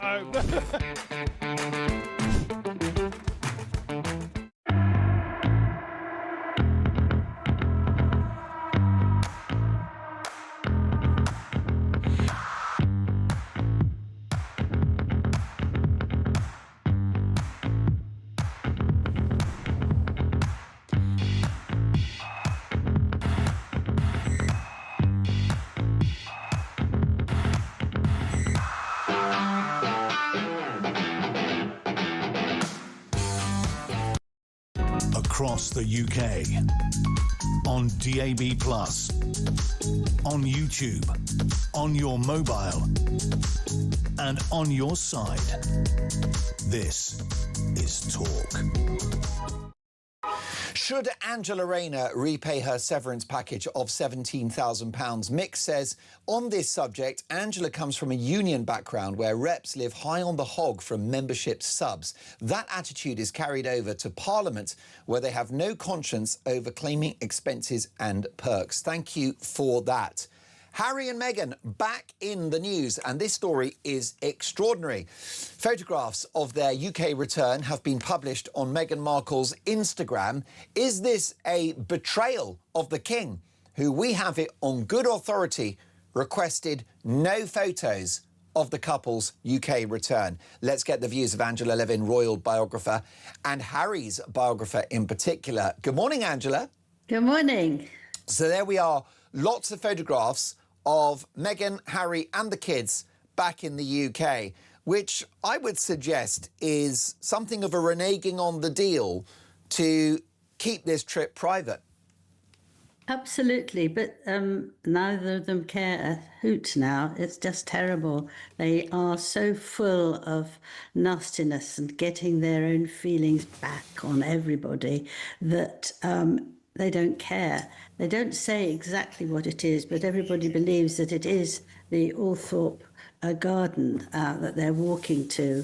And I just don't understand how Harry could want to do this. This is for his mother, who he loves, so he says, and to turn it into a show is just beyond anything. And it's amongst all sorts of things that they've done in what they call their summer holiday, because I don't know what they're doing. Not a face do you see, not a face of these little ones.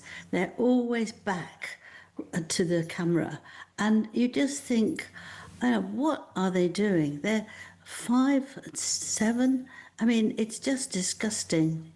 I think it's deeply wrong, and it's very hypocritical, because when the couple left the United Kingdom in 2020, they said that they didn't enjoy being frontline serving royals. They valued their privacy. They wanted to be normal people. Well, they're putting their children on Instagram every 10 seconds and living very public lives. Yes. Yes, well, they don't believe what they've said, do they? They don't care. They've said it, but that was then. Well, Angela, not to interrupt you, but they could have privacy if they wanted it, because they could be living in rural America on a ranch somewhere with horses and cattle, and they could be living a very simple existence if they so wished. Yes, well, Meghan wants to be in the spotlight, and so that she has to be seen. I mean, there's 2 or 3 pictures of her laying down, and there's a dog right up to her face, and she's looking at it and smiling. I mean, who needs to see that? Who cares about it? Why does she think that millions of people are going to enjoy that? Stop it. But she can't. She's obsessed with seeing herself all the time. And it's very rude to Diana. It's very rude to the Queen. It's very rude to everyone to look like that and do things like that when it's completely not necessary. It's an obsession, isn't it? How do you think, Angela, Charles Spencer, Diana's brother, will view these photographs that, as you say, look like some of them may have come from the Althorpe estate where we understand Harry and Meghan stayed? How's it going to go down with Charles? I think he will be absolutely furious, and you say you can never come again. But that's the end of it. They want to do this series about how Diana died, and that's why they were so desperate to come here to stay in the country, because they couldn't do that from Australia or Canada or wherever else they wanted to go to. So they came here to take pictures from that. I'm sure that's the only reason they wanted to come, not to see the King, not to see anything else, but to be able to go to Althorpe and take photographs. And, Angela, they couldn't resist publicising their UK return. It would have been perfectly possible for them to arrive in the UK incognito, in a blacked-out SUV, visit the King at Highgrove House in the company of Camilla, who had to be there as a witness so they couldn't lie about what happened, go to Althorp, spend time with Diana's side of the family, and then go back home again. But they had to tell the world. Yeah, well, these are the people who want privacy, and these are the people who want masses of attention onto them, for them. You know, it's very worrying, actually, because I think they're coming to a time where you really have to stop them coming to the country and to actually have any life with us. I mean, they've got to stop going to the Invictus Games, because I think they will mess that up for Meghan, how she can walk and how she can give a speech. We just can't have it anymore. Absolutely not. Is the publishing of photographs, it's our understanding, as you say, and I recognise some of those gardens, it does look like it's Althorp, and correct me if I'm wrong, but given our assumption that those photographs that have gone on Instagram were taken at Althorp, is it an insult to the memory of Diana, Angela? Oh, absolutely, that's what I said. Yes, it's absolutely disgusting to do that for Harry's mother, who he adores so much. But why would you say it's an insult? Insult for his mother? Because she doesn't want to be taken out of her own character and be thrown to everybody who wants to see things and show what Meghan, and Meghan will be doing something phony very near there, and the children will be doing something very near, and they'll see the flowers. Well, you don't do that for Diana. You just don't. Well, I think you're right, Angela. I mean, effectively, you could argue that they're using Diana, her legacy, her memory, for clicks. Yeah, of course. And they're going to do something with their own. They're going to make a sort of programme that is all about it. And I think that what they're going to do, what they're going to say, it would be terrifying. It would be terrifying for Diana. It would be terrifying for anybody who cares for this whole thing. Well, Angela, a quick word before we let you go. Harry's battle for royal security continues. Why? Is this about his safety?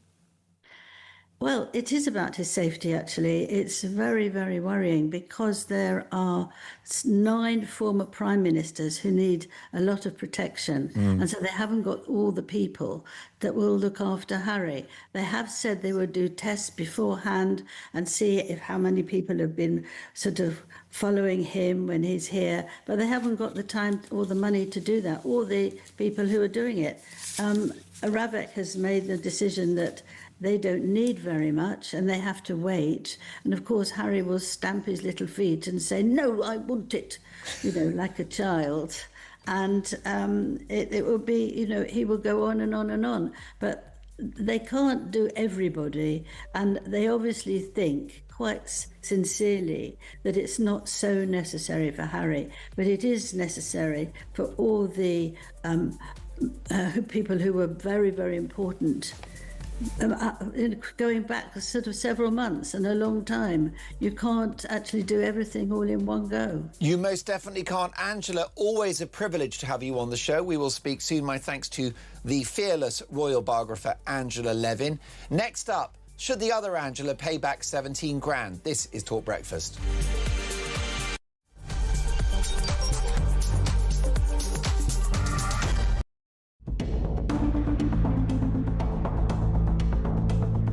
It is therefore my honour to declare that the duly elected leader of the Labour Party is Andy Burnham. Thank you, everybody. Thanks so much. I believe in all of you, and I am confident we can do it. Thank you very much. I have just come from Buckingham Palace, where I have accepted His Majesty the King's invitation to form a government. I know people at home are fed up with politics. I hear you, and I want to be honest with you. We have not been good enough, and we need to be better. We will be.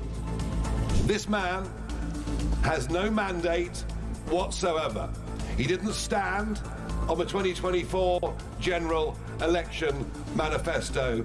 You cannot make the biggest change in British politics in 40 years without a mandate from the British people, and it will be only decent, right and proper to call a general election on that issue and to do it now. Our fifth Prime Minister in 4 years. Blimey. And, well, look, we want him to succeed. But will this one be any different? Andy Burnham, the new head honcho, the speed this all happened, I know this is a well-trodden debate already, is actually breathtaking. 1 minute he was Mayor of Greater Manchester.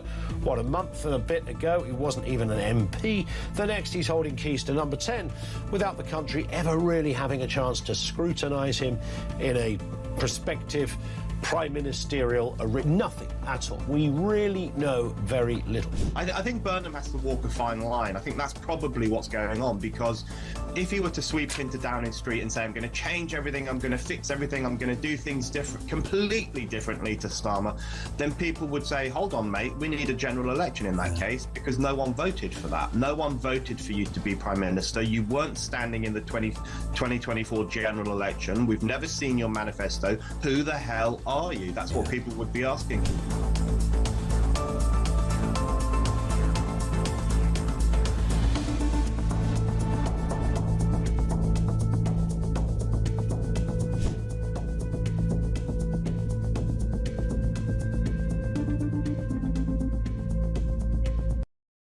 Across the UK, on DAB+, on YouTube, on your mobile, and on your side. This is Talk.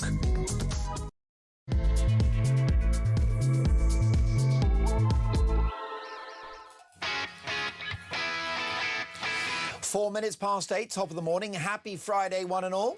Your weekend starts here. Mark Dolan, Talk Breakfast. With plenty to talk about. Breaking this morning, barely a week after taking office, and Andy Burnham is already working from home up north in Manchester. But how do you rate the Prime Minister's performance so far?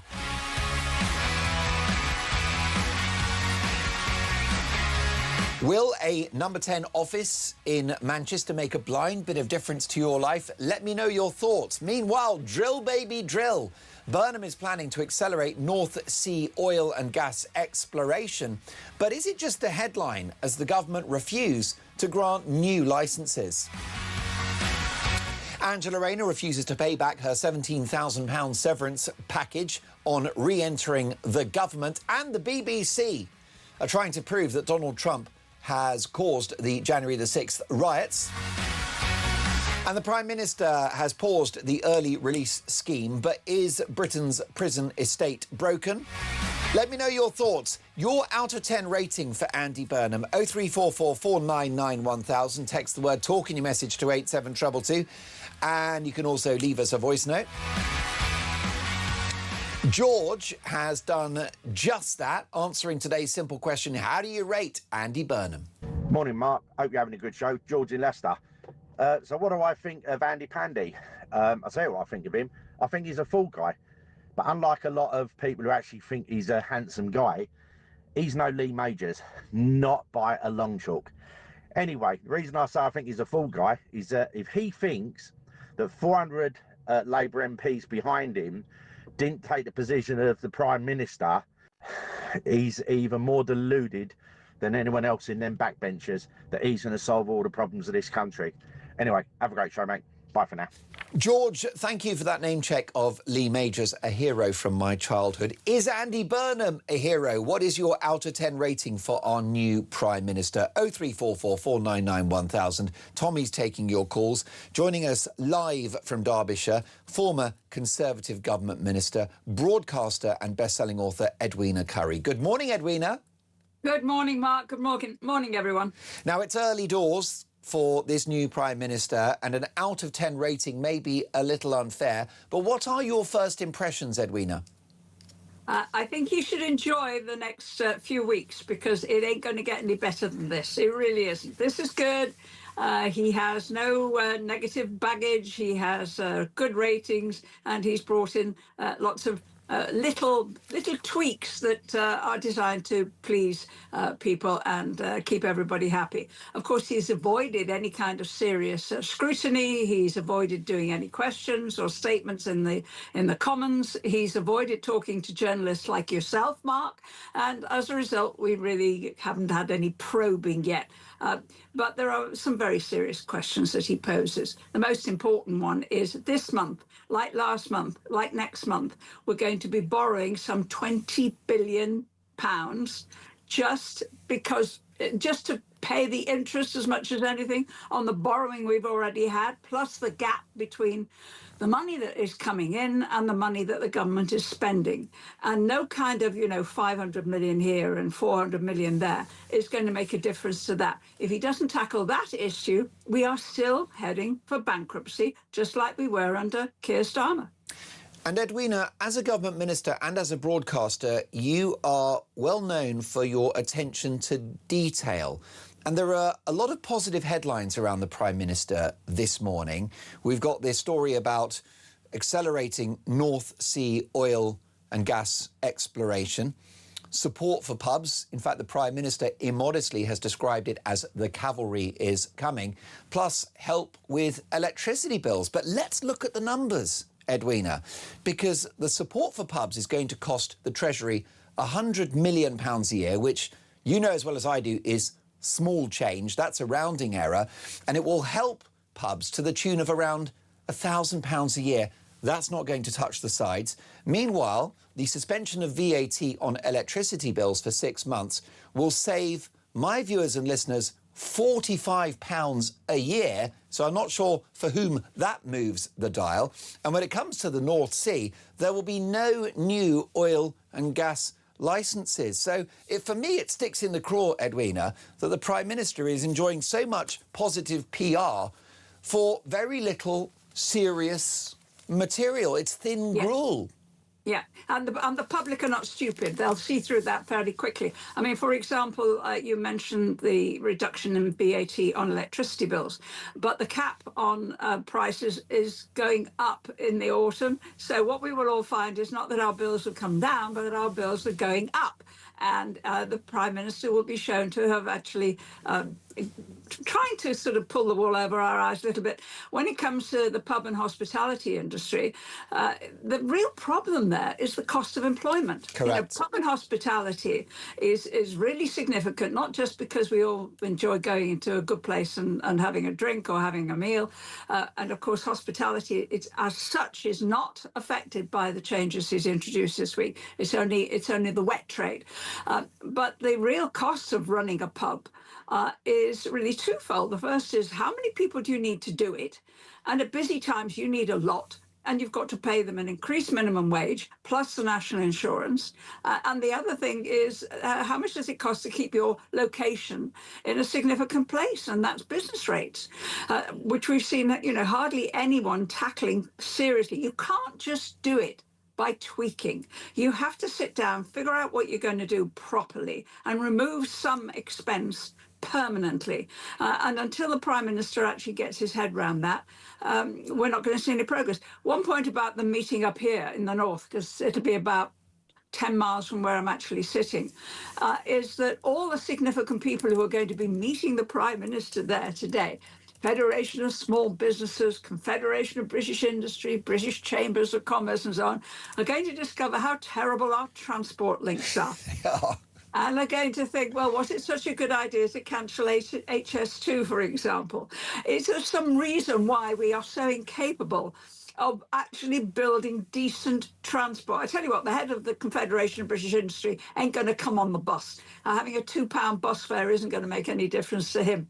Well, no. And going back to some of the detail around Burnham's policies and these wonderful headlines, all this positive PR, none of it stands up to scrutiny. So, as you mentioned, 45 quid a year will be saved on electricity bills, but the price cap is being lifted, so probably will cost my viewers and listeners 95 quid. So that's a net loss, right? That's only a saving if you subscribe to the Diane Abbott School of Economics. Similarly, the pubs will save £1,000 a year. Well, according to UK Hospitality, they're on the hook for extra costs of £5,000 a year by the end of next year, 7.5 by the end of 28. So this is what the lefties do, Edwina. They giveth and they taketh away. Well, you have to wonder whether it's just sheer incompetence. And I suspect it is. I mean, they believe that the state should do everything. And they believe that the state should take responsibility for our lives from cradle to grave. It's been like that for the best part of 100 years now. And that that is actually a feasible proposition. But as the channel of common sense will recognise, that is not feasible. Nor is it a good idea. The good idea would be to encourage everybody to do their own thing, enable them to do it, ensure that they can do it, they keep their own money, they're not paying a fortune in tax. Get the government to do well what only government could do, which starts with defence, it starts with our police, it starts with our streets, it starts with our prisons, and much of the rest of it we should be looking after ourselves. If you give a boost to business, then the best boost of all is to say to business, you ain't going to pay so much tax now or forever. And that would be a really big help. Well, you're so right, because we've got the incoming Prime Minister saying that he's going to support young people back into work. Somehow, inexplicably, that's going to be achieved by investing in mental health services, Edwina. What you could do is reduce the minimum wage, get rid of red tape on businesses, reverse the Nix tax raid, and suddenly hospitality outlets and other businesses will start employing young people. What did you make of Andy Burnham's first speech in front of Number 10 without notes? Because it struck me, Edwina, as a nervous and hesitant performance. I didn't think it was up there with Mrs. Thatcher's first speech. Do you remember that? 1979, she had a small piece of paper, I think, in her right hand. And of course, it was the famous, where there is discord, may there be harmony. What did you make of Burnham's first speech? Well, when he and I were in the Commons back in the day, if you actually made a speech reading from notes, everyone would shout reading at you. Yeah. Because what you were supposed to do was speak from the heart, speak from the mind, concentrate on what you had to say and say it with some real sentiment. And so everybody got used to that. It's a fairly easy thing to do. You just have to know what you're talking about and really care about it. And that was a skill that I think Burnham deployed. And it was a real contrast to his predecessor, who was incapable of doing anything without having it written down in front of him. So that was refreshing. He didn't actually say anything, though. It was all a load of platitudes. It was all a load of, I'm going to be a good boy. I'm going to make things better. You're going to love me. Everyone's going to be happy. I'm going to bring hope to everyone. Yes, well, the bathwater is in the bath and I'm not going to take the plug out. Oh, for heaven's sake. I completely agree with you. I thought it was performative. It was all poetry and no policy. And as someone that's been a performer for 30 years, I actually identified some nervousness as well. Perhaps understandable, but he certainly didn't send out the vibes of being somebody fully prepared for power. Let's take a listen, Edwina. We will make this moment a circuit breaker for Britain, bringing forward the biggest changes in the last 40 years. A new political model and a new economic model. In the 1980s, Britain took some wrong turns. Political power was centralised, economic power privatised, large parts of the country deindustrialised, and they still haven't recovered. Many feel as though they're still in decline, and they don't have the ability to turn things around, and that's why we will change politics. Well, there you are. That is the Prime Minister. We do wish him well. It's in our collective interest for him to be successful. Fingers Can I just crossed. make a point? Edwina, go for it. Yeah, he did English at university, very obviously didn't do science, because a circuit breaker brings everything to a halt. But it was a very big implied criticism of his predecessor, wasn't it? And it was also a throwback. to the 1980s and all the stuff about deindustrialization. You know, we are not going to bring back coal mines in this country. We're not going to bring back heavy-duty steel making. We make very fine steel. We make specialist products. We're not going to go back to the smokestacks of Manchester and the weaving and all the industry that we used to have. It ain't going to happen. It really isn't going to happen, and we shouldn't aim that. That's not an ambition. We should have the ambition to be the digital centre of the world, to have some of the cheapest electricity. It's still sitting there in the North Sea, and the best brains. If a country like Singapore, which has no natural resources, can do that for its people, I see no reason why we shouldn't be able to. But you need to have some imagination at the top, and also somebody who understands actually how things work. Now, Edwina, it's my understanding you entered the House of Commons in 1983, and of course you were a government minister under Mrs Thatcher from 1986 to 1988. Do you take it personally? Do you find it an insult that our new Prime Minister has been very disparaging about the legacy of the Iron Lady, given the fact that she transformed the country from the sick man of Europe to a global economic, military and diplomatic powerhouse?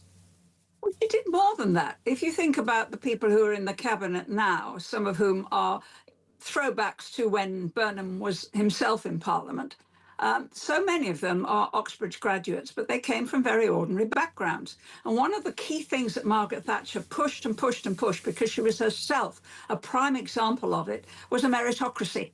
Was that you could come from any kind of background, you could get a decent state education, you could go to some of the best universities in the world, and you could be encouraged to be ambitious. That was in many ways the essence of Thatcherism. It was actually derided by many Tories at the time who could see the old order changing. But it was really, really significant, and it has given rise to, I think, a large number of the people at the top in the modern political world. And he doesn't acknowledge that. He doesn't recognise that that wouldn't have happened under any other kind of government. Aspiration has got to be the heart of it. Aspiration giving unleashed ability to expand, to grow, to see opportunity, particularly in business. But of course, not only in business, anywhere within the country, in the armed forces and in all the political field, absolutely. And Burnham is a beneficiary. Burnham and most of the people in his government are beneficiaries of that. They should be grateful. They should be recognising the value of that, not just wanting more coal mines or smokestacks in Manchester. I completely agree. When people quote the UK as being the 5th or 6th biggest economy in the world, I would argue a big part of that is a legacy bestowed upon us by Mrs Thatcher. Let's not forget, Edwina, economic growth was around 5% in 1987. We would bite your hand off for that now. Can we now get to Angela Rayner, who's back in the cabinet, Edwina, and she's under pressure to return the £17,000 that she received by way of severance pay when she left the cabinet last year. Take a listen. The Conservatives are now saying you should repay it back because you're back in the job you left. Sure, and that was a year ago. And Matt, these people were. It was a revolving door after 40-odd days, and then went straight back. I mean, we're talking about if you want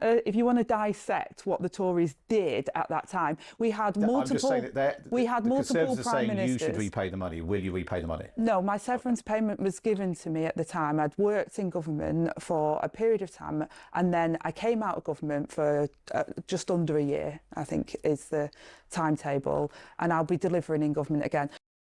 Well, Edwina, my viewers and listeners are not happy. Wendy says Angela Rayner is the epitome of hypocrisy. Her only asset was that she was working class and appeared to speak for the people. In the last 2 years, she's been exposed as a low-rent, talented grifter with her nose in the trough, just like the people that she called scum. What do you make of this? Should she hand the money back? Yeah, I noticed that she's wearing the same specs as the new Prime Minister. And I also noticed that the red ministerial box is sitting on the wall behind her. You know, that tells you so much about the kind of performance that's going on there. It depends a little bit what the money was spent on. Normally, as I understand it, that money is given to enable you to pay off your staff, because your staff also lose their jobs. If that's where the money has gone, fine. But when she said to me, I'm thinking, oh, right, OK, did that pay for a few hairdos, Angela? There's something tacky about it. That whole woman is just one big hypocrite. We know that. We've seen that. She was the minister who was talking about ending the right to buy. She bought her house, her council house, and sold it at a profit.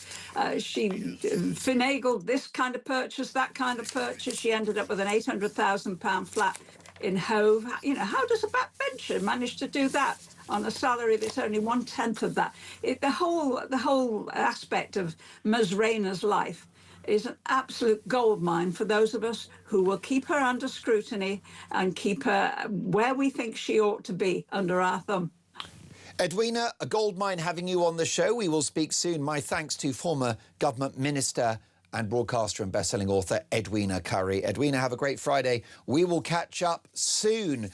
What about the economy then? We've had very little from our new Prime Minister about the highest tax burden since the Second World War, about the threat of inflation, which is coming down the tracks later this year, and of course a country that lives beyond its means with a cult of welfarism, with the cost of welfare now higher than the income tax take of the country.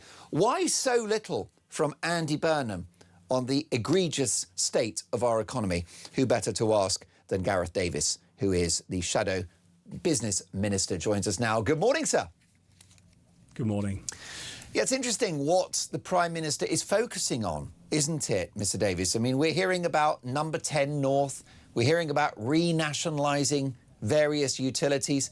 We're hearing about power going to the regions. We're not hearing about a completely bankrupt country. That is one way of putting it. You're right. I mean, debt has gone up. Inflation's gone up. The tax burden is at historic highs. There's a lot of problems out there in the economy for businesses, and there's a cost of living issue that we've had for some time, but has been compounded and made worse by the increase in taxation and the rise in unemployment. So I contend those are the big issues that Andy Burnham, as the new Prime Minister, needs to be focused on.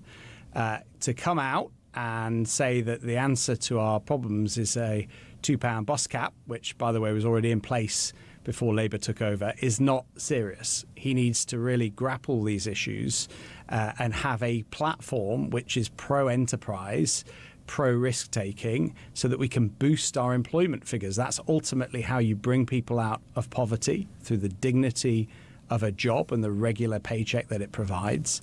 And we need to support those who create those jobs, not by imposing, for example, the massive £25 billion jobs tax in the national insurance increase. So there's a lot to do for him over the next few months. I won't hold my breath, but let's see. Yes, I mean, regional devolution, a number 10 office in the north, the idea of, you know, mayors getting a bigger budget, all of that stuff, it is performative, isn't it? This is deck chairs on the Titanic. The answer is not more politicians, I'm afraid. And no matter where they're based, you know, if the government isn't focused on what the actual issues in the economy are, things aren't going to improve. In fact, they're going to get worse. So there's a lot of gimmicks. You know, there's arguments to be made for putting the civil service, you know, around the country and getting in views from different parts of the country. Of course there is. But right now, there's so many big issues. This is not a priority. Most definitely. What do you make of the Prime Minister's plans to remove VAT from electricity bills for 6 months? Because I think it's thin gruel. Because once you crunch the numbers, Gareth, it looks like a saving of around £45 a year for my viewers and listeners. That's not going to move the dial, is it? It's not. We do welcome it, by the way. We've been calling for VAT to be cut. But in addition to a number of other measures, such as removing the carbon tax and green levies and other taxes that are imposed for you know, this green agenda, it is not right to just rely on one measure to reduce energy bills, although it is partially welcome. But the bigger issue with it is that he's made this announcement and then got into such a pickle about how he's going to pay for it. You know, yet again, he said that this will be funded, but yet when you look at the detail, his own Labour MPs in Darren Jones, the former Chief Secretary to the Prime Minister, challenged him within minutes of the announcement, saying there isn't any money for this. The 1.8 billion you're attributing to be able to pay for it is not funded. So it's you know, it's not a great start, if I'm being kind.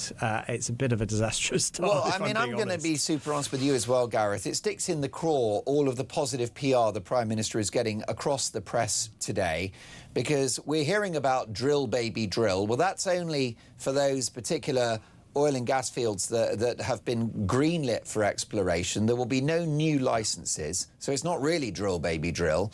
Then you've got support for pubs. Well, I believe that's going to be £100 million a year. It's going to be a saving of around £1,000 per pub annually. Good luck with that. They need savings of £1,000 a week, not annually.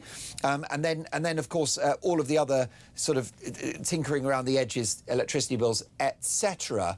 So much of this is performative. None of it's going to move the dial for my viewers and listeners. No, it's not. I mean, you mentioned pubs, right?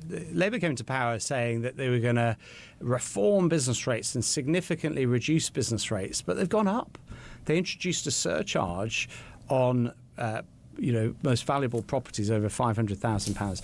Well, a lot of pubs have seen their business rates double since Labour came to office. And so this slither of additional support in a 20% relief is just not going to cut it. And pubs have made it very clear.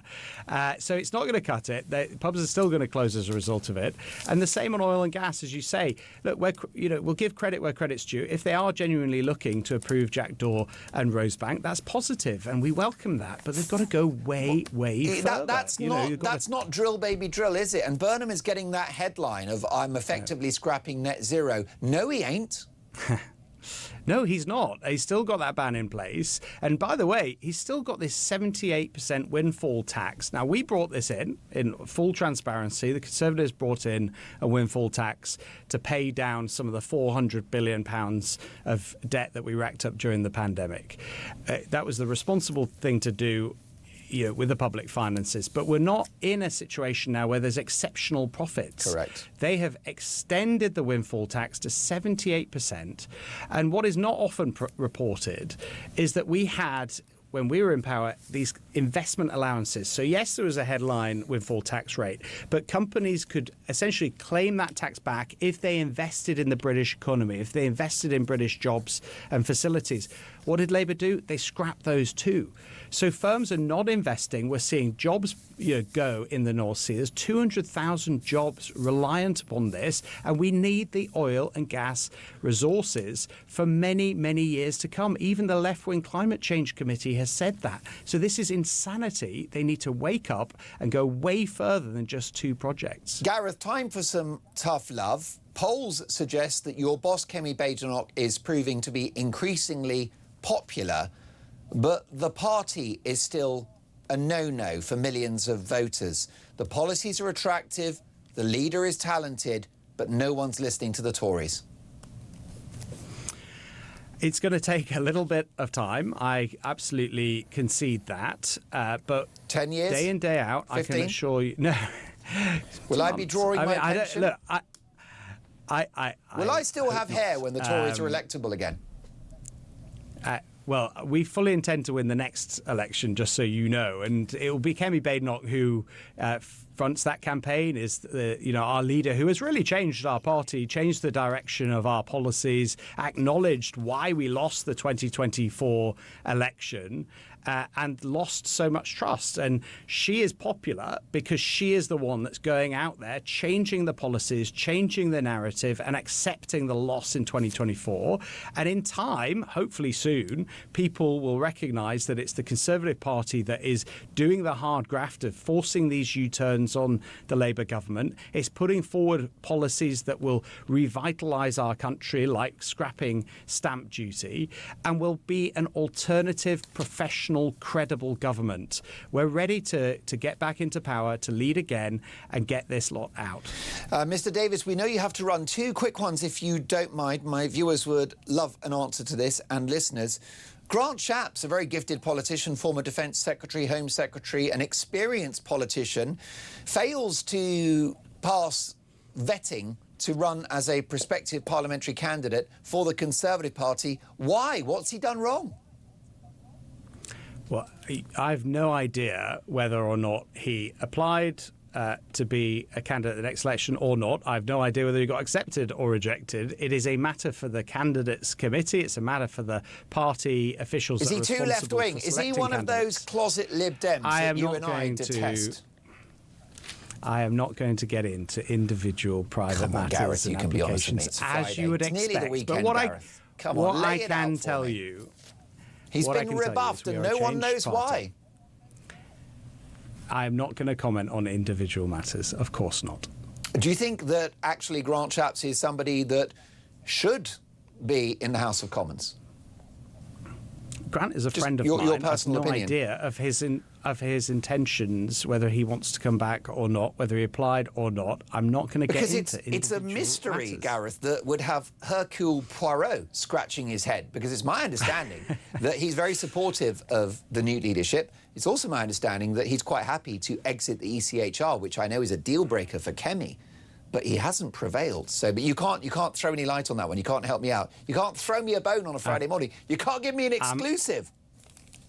I am so sorry. I have nothing to do with our process when it comes to reselecting or selecting candidates. But I can tell you that, more broadly, Kemi's been very public in saying we want high caliber people. We want people that agree with our policies, that are going to be part of a united team. We are a new party under the leadership of Kemi, and we're going to go into the next general election with very high caliber candidates. And a quick word on AI. I know the boss Kemi's very concerned about it because you've got this artificial intelligence and it seems to be a big national security issue, doesn't it?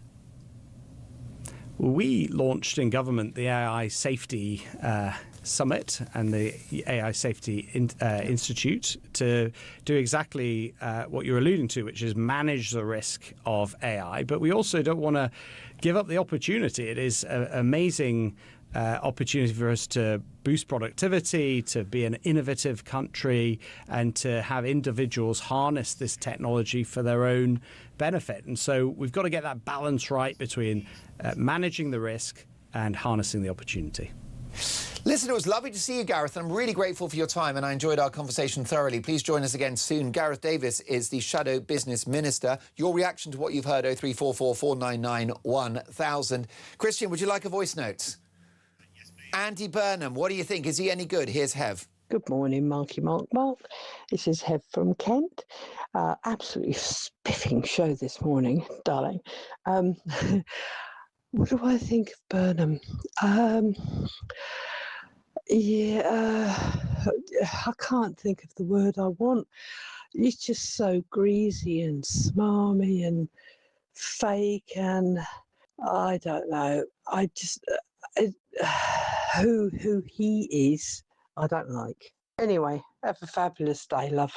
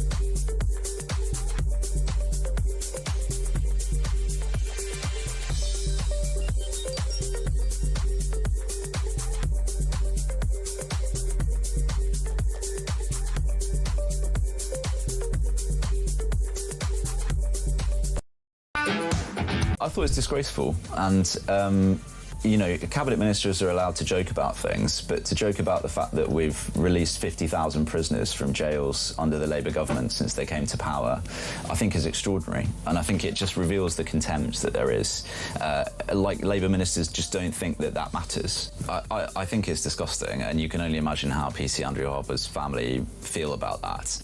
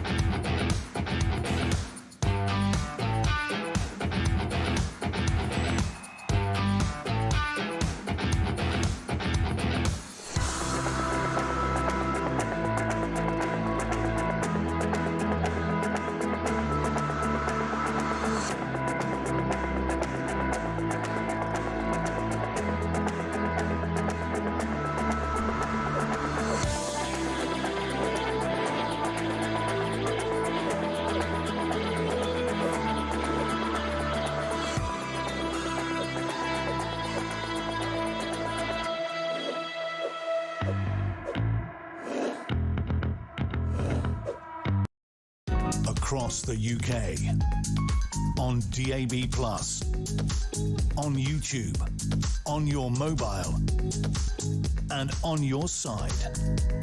This is Talk.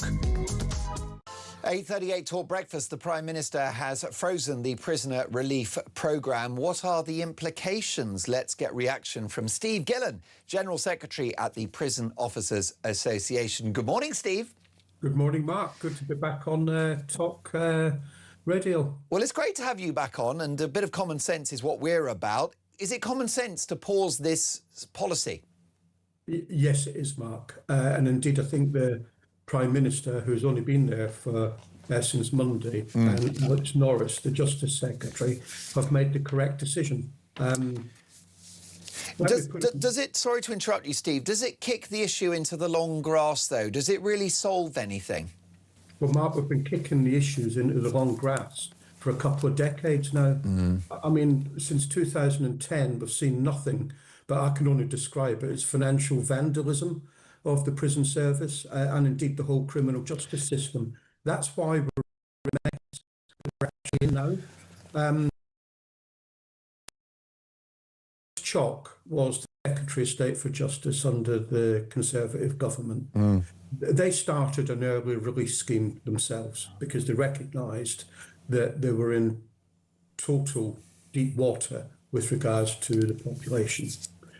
So the reality was we supported that as a trade union because they had exemptions in place. So for the most serious of crimes, it didn't pertain to them. When Shabana Mahmood then came in 2024, it had actually got worse.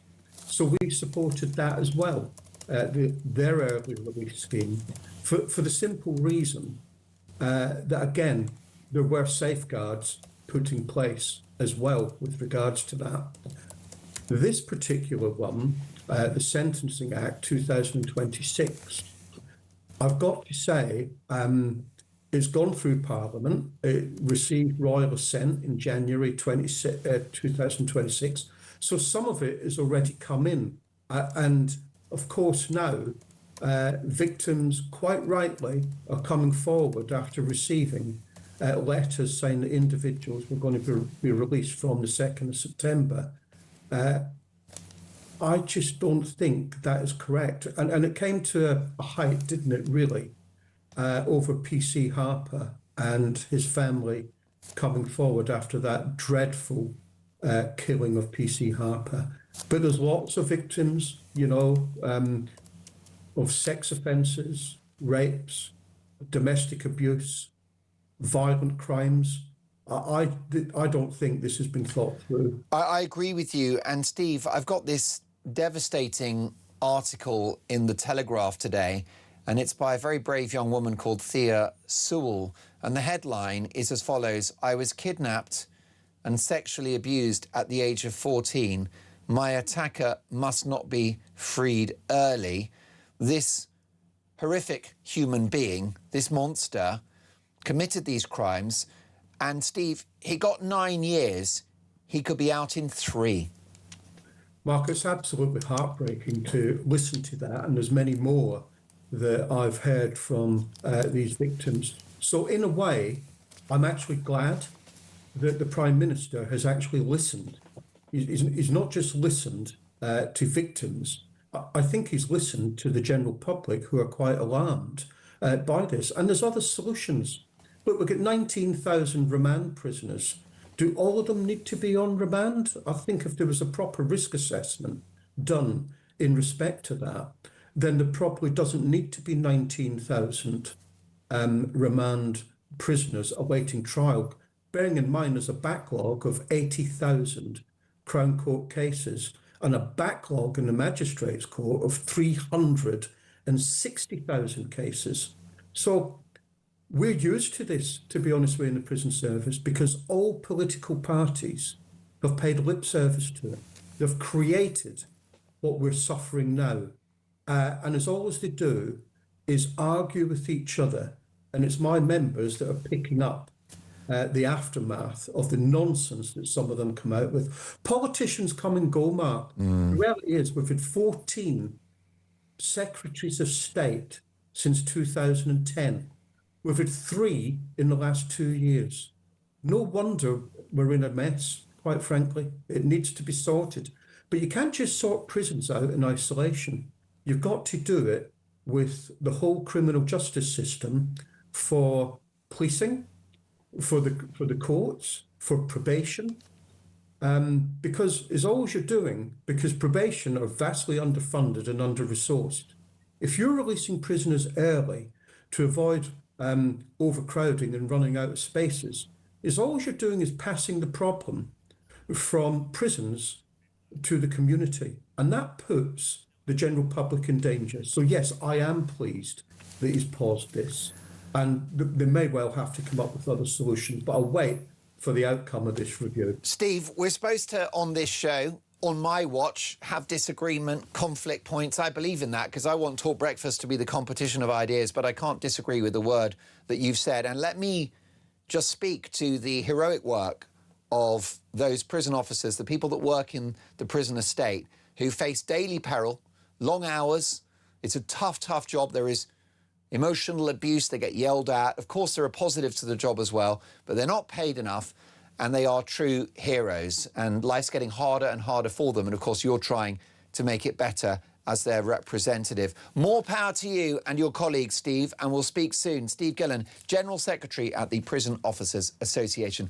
We always talk about the military, how important and amazing they are, and our cops who face danger every day, and the nurses and the doctors and school teachers, OK? Huge swathes of the public sector that do amazing work every day. And we never give due credit to people that work in prisons. Arguably, they have the toughest job of all. Lots more to come. What about this voice note from Johnny? Morning, Mark. It's Johnny in the van. Just listening to your conversation there with Gareth Davis, the Shadow Business Secretary. Seems like a nice guy. Seems to be saying all the right things. Very switched on. Quite impressive, really. Unfortunately, along with his fabulous leader, Kemi Badenoch, who I think is a really great politician and would have made a great PM, they're in the wrong party. The Tories are so toxic, and as a lifelong Tory voter, you know, me and alongside many other people, I imagine, just cannot forgive them for the right royal mess that they put us in and lumbering us with this terrible Labour government. So, yeah, great show, mate. Keep it up. Thank you, Johnny, for that. And I agree. It's very simple with what went wrong with the Tories. they stopped being right-wing. And most voters in this country are right-wing. At the last election, even with the Tories in the toilet, at the last election, with the Tories in the toilet, you still got about 6.5, 7 million people voted for them.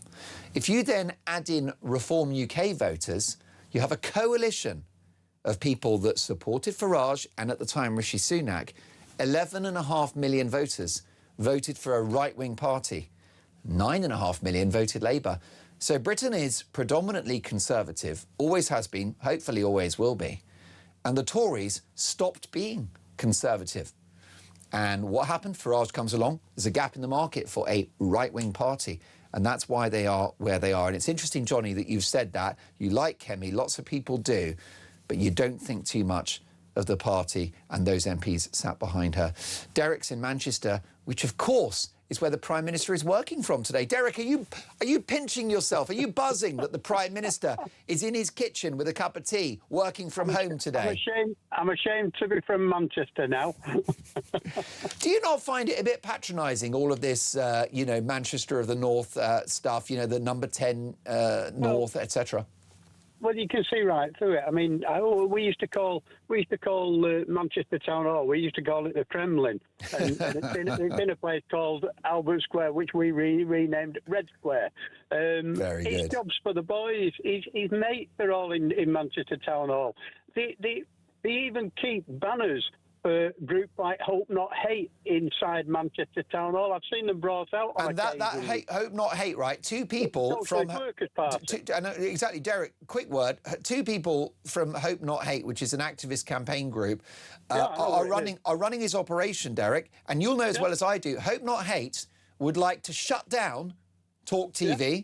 They'd like to shut down the Telegraph and the Mail, and whisper it, they'd like to shut down GB News. And these people are now, they're now in government. Good luck. The far left street. Good luck, Derek. Pardon? Good luck. All right, yeah, far left street thugs, Hope Not Hate, that's all they are. They're associated with the Socialist Workers' Party. Well, I can't disagree, and it worries me, of course. They will argue that they simply want to represent a sensible left-wing position and that they have a lot of support. But Derek, who cares? I've seen them in action, overturning tables in Manchester city centre that were trying to distribute leaflets that weren't left-wing. But apart from that, I mean, I'm going to give Andy Burnham an absolute nought on everything, because so far he hasn't mentioned migration. He's brought back into his cabinet people like Rayner. Now, with you mentioned before about the 17 grand that she won't give back. I mean, why did she get it in the first place? She was sacked, for goodness sake. I know. A lot of people have texted saying that. Why did she get a payoff when she left the government in disgrace? Derek, would you get that if you left your job in disgrace? Would you get a big fat check? No, I mean, if I got sacked for doing anything wrong, that's it. You're out on your backside. You've not got redundancy. You've got nothing. In fact, you've just got a mark against your CV, haven't you? That's all you've got. Derek, I would never sack you. I'd give you a pay rise because you're worth every penny. Listen, enjoyed our call. Derek is not impressed by Number 10 North, this patronising little project. We'll catch up soon, Derek. Lots more to come. Angela Rayner was paid £17,000 when she left government in disgrace last year. Should she pay it back? 8:50 Talk Breakfast.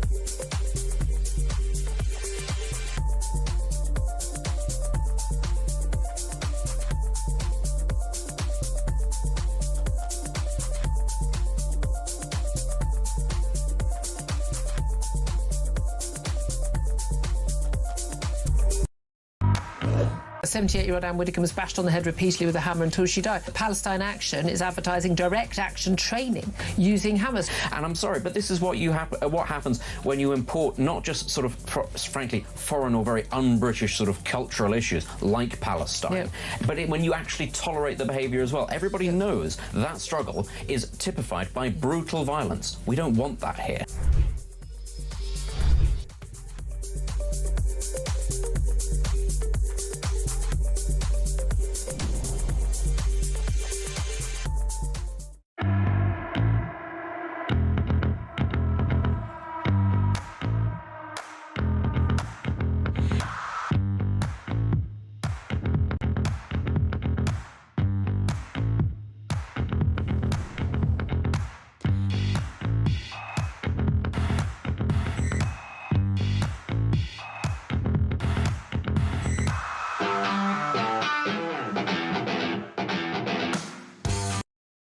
Across the UK, on DAB+, on YouTube, on your mobile, and on your side. This is Talk. Your reaction to our new Prime Minister, what are the vibes? What are your first impressions? Dan in Hartlepool, good morning, Mark. What do I think of Burnham? He's a burden. I'm going to nickname him Andy Burden. Tim in Suffolk says, I've been trying to describe Burnham for weeks and your video clips did it. Burnham is an up-north Del boy, all mouth, no trousers or trust. I should actually do a better northern voice. Oop north Del boy. And Daniel is in Israel and says, Mark, and I'm an Arsenal supporter, and all I can say is that what I think of Burnham is what I think of Tottenham. Well, as luck would have it, we're going to talk about football now because I'm delighted to welcome a very good friend of mine, the Manchester United correspondent at the Sun newspaper, Samuel Lughurst. Good morning, Samuel. Good morning, Mark. Thank you for having me on again. It's great to see you. And, of course, we've got the sort of, what do you say, the aftermath of the World Cup. It's a little bit of a downer, isn't it? After that massive tournament, our exit, we did quite well. We came third. But it's all about next season now and a possible windfall for Manchester United. Yeah, there's always something that seems to happen just after a World Cup ends, and unsurprisingly, transfer interest, it's ramped up. There's a lot more further inquiries where players are now freer, where they're not on World Cup duty. In United's case, it's inquiring about Aurelien Tchouameni at Real Madrid, and of course Real Madrid all of a sudden are pretty amenable to selling him because they want Rodri, who was the best player at the World Cup. He was the Ballon d'Or winner a couple of years ago when he controversially won it over Vinicius Junior, the Real Madrid winger. Madrid didn't have a lot of Spanish representation in that World Cup squad either, which is very unusual. So I think that's another incentive for them to go after someone who I'd say, at the time of speaking, he's got to be the midfield of this decade.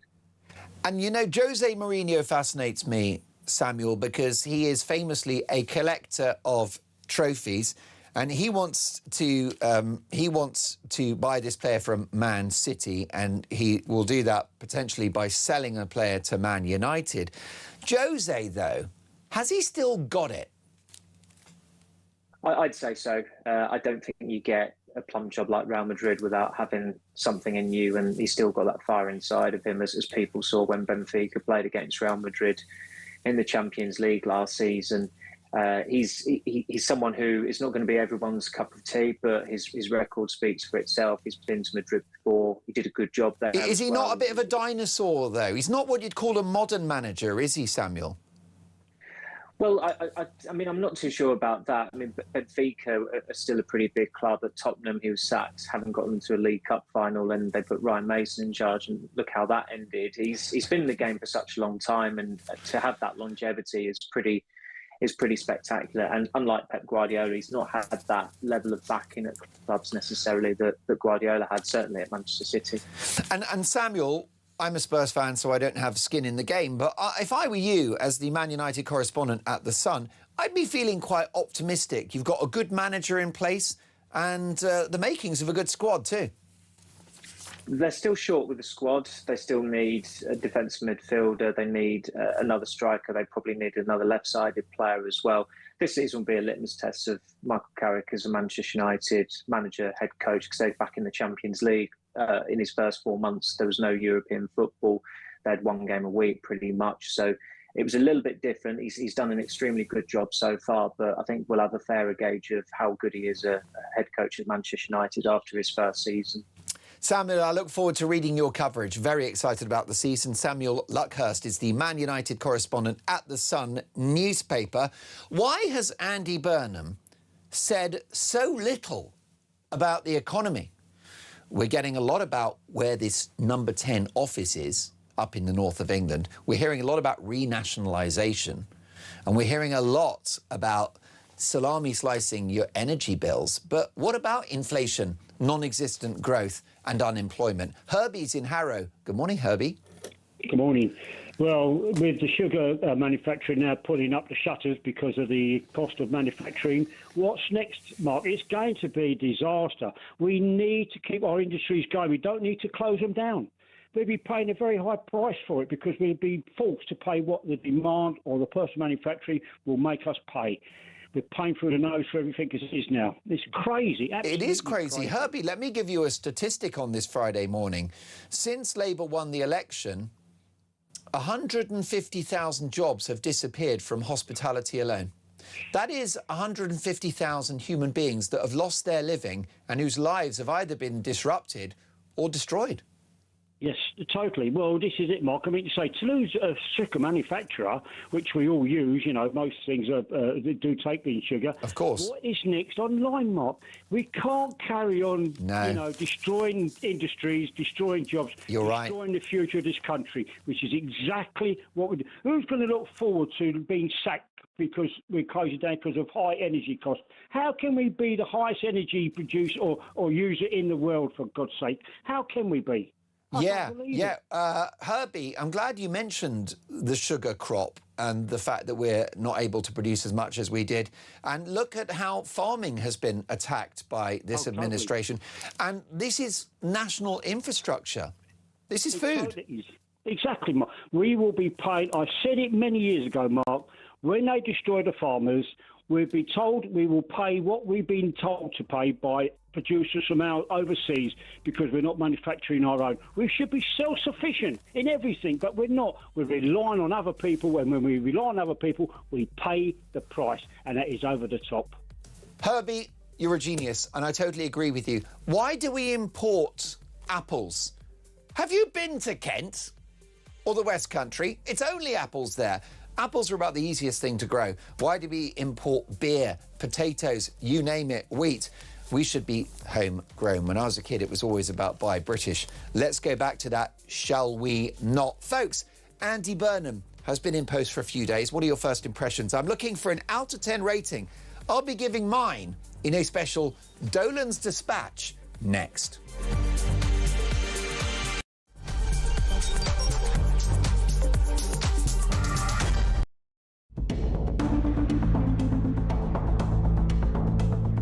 It is therefore my honour to declare that the duly elected leader of the Labour Party is Andy Burnham. Thank you, everybody. Thanks so much. I believe in all of you, and I am confident we can do it. Thank you very much. I have just come from Buckingham Palace, where I have accepted His Majesty the King's invitation to form a government.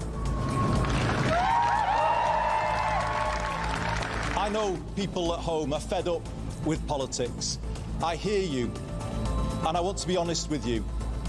We have not been good enough, and we need to be better. We will be. This man has no mandate whatsoever. He didn't stand on the 2024 general election manifesto.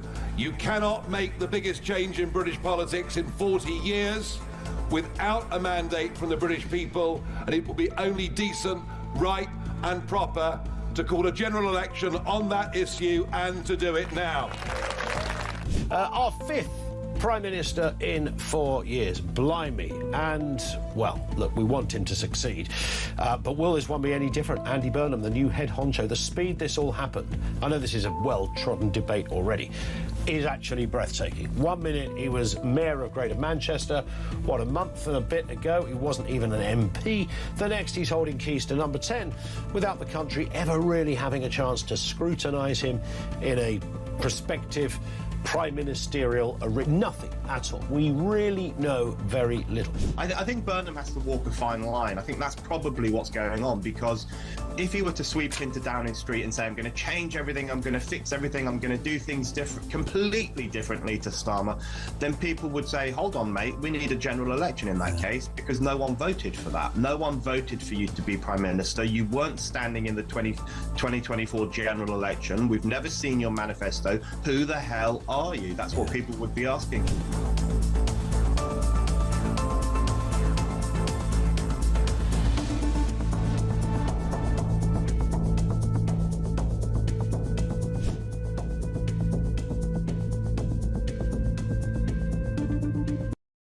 Across the UK, on DAB+, on YouTube, on your mobile, and on your side.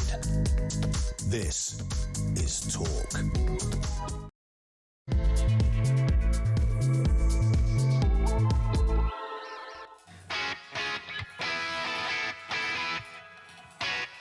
Happy Friday, one and all. 3 minutes past 9. The home of common sense.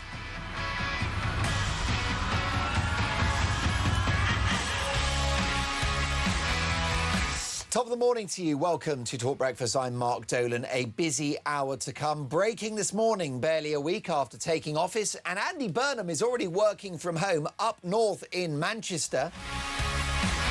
But how do you rate the Prime Minister's performance so far? Meanwhile, drill baby drill, Burnham is planning to accelerate fossil fuel, oil and gas exploration in the North Sea. But is it just a headline as the government refused to grant new licences? Angela Rayner refuses to pay back her 17 grand severance money. Should she return the cash? And the PM pauses the early release scheme, but is Britain's prison system broken? A big hour to come. What do you think of Andy Burnham? Is he doing a good job? What are your first impressions? Give me an out of 10 rating if you can. 03444991000. Text the word talk in your message to 87222. Leave us a voice note. And as the saying goes, let's talk. Coming up in just a moment, one of my favourite politicians. We always have a good old ding-dong, because Talk Breakfast is about the competition of ideas. And, as always, at this time every Friday, Saturday and Sunday, it's Dolan's Dispatch. Andy Burnham may be a nice enough bloke, but the real political superpower is a willingness to be unpopular, something that Mrs. Thatcher had in spades. Odd, then, that he should attack her legacy, given she turned Britain from being the sick man of Europe into a global economic, military and diplomatic powerhouse.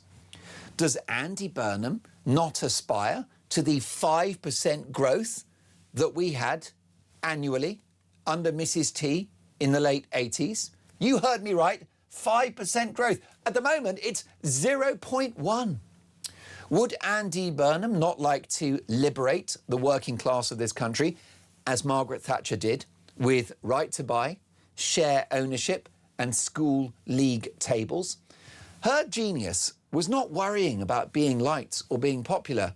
Her focus was doing the right thing. So will Andy Burnham do the right thing in office?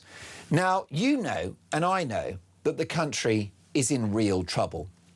We live beyond our means, paying £110 billion a year just to service the interest on our debts. That's more than we spend educating every child in the country. 600,000 households are better off not working, and nearly 11 million British adults are not active in the economy.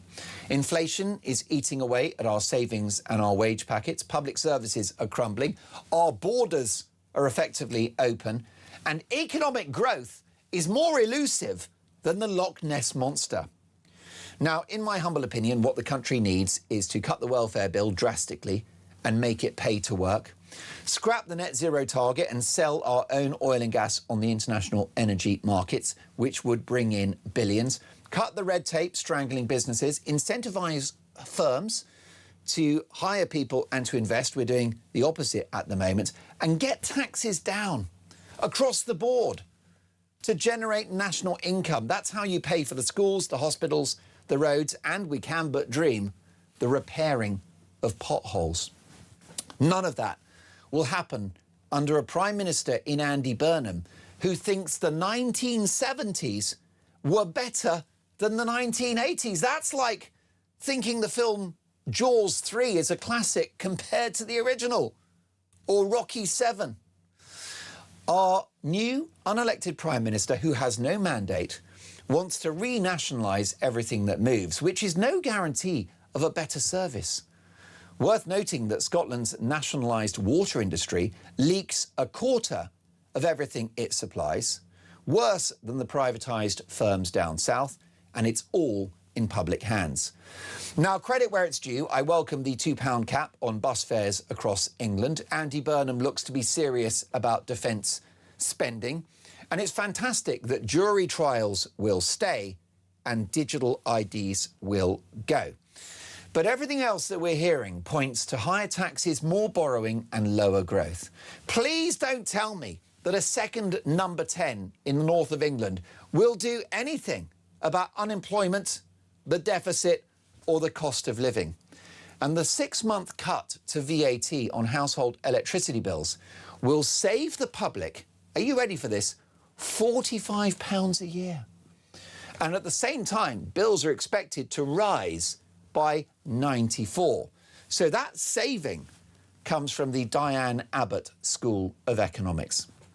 Now, Andy Burnham has supported Tony Blair, then Gordon Brown, then Jeremy Corbyn. This guy's been on more journeys than Phileas Fogg. And right now, we're on the road to hell. Your reaction, 0344 499 1000. Delighted to welcome Christine Jardine, Liberal Democrat MP. Top of the morning, Christine. Happy Friday. Good morning, Mark. Good morning. I'm asking my audience for their appraisal of Andy Burnham so far. What's yours? Been a week, but so far he has shown himself to be good as his word in trying to do something about the state we're in. And I was listening to what you were saying there about the 1980s. Now, I don't want to inquire about your age. 52. But, I'm a lot younger than you are, Christine. Sorry, older. Older. That was very ungallant. I meant to say older, because I am older than most people now. I'm used to it. Yeah, well, you're younger than me. But okay. You may or may not remember, if you're 52, I'm trying to think what age you would have been in the 1980s. But well, I was born in 74, so I was. Well, anyone over the age? I was about 9 when Mrs. Thatcher won in 83. Well, anyone over the age now of about 55, 60 will remember what it was like for teenagers trying to find a job in the 1980s. And there were things which, yes, I admit, and I'm perfectly happy to say Mrs. Thatcher got right. And I'm perfectly happy that right to buy was the right thing to do. But what was the wrong thing to do was not to invest the money that it raised in more social housing. I agree, but neither did Tony Blair. Neither did Tony Blair. Hang on a second. That is why we have the problem we have today. Now, it's not about whether we didn't need social housing. We had enough housing stock in the 80s. We didn't need more houses in the 80s or 90s. Yes, but if I could just finish, Mark. Go on. The problem is that because, as Andy Burnham has said, successive governments didn't do anything to address the fact that the housing stock was being sold off and reverse it. We are now in the position where young people cannot get a house. Not just cannot buy a house and get on the ladder. It's incredibly difficult for anyone to be able to afford housing in this country. Now, that is what he means by the mistakes of the 1980s. I don't think anyone would say for a minute that there were not things that Margaret Thatcher did that changed changed the direction of this country for the better industrially and in terms of economics. It's seen as one of the great watershed moments in economics, is the Thatcher government and how it changed the country. But there were things that went wrong in the 1980s which have not been addressed. And I think that is the thing. It's not that, you know, the 1970s was some utopia, because I remember the 1970s. I remember coming home from school and my mother was in my mum and dad's bedroom, and I was told to, you know, go in there and sit and do my homework because there was a fire in there that had, you know, that we had been able to light because we had power cuts and we had blackout. So the 1970s were not some utopia, you know, or they were awful. And I don't think anybody thinks that what we're trying to do is return to the 1970s.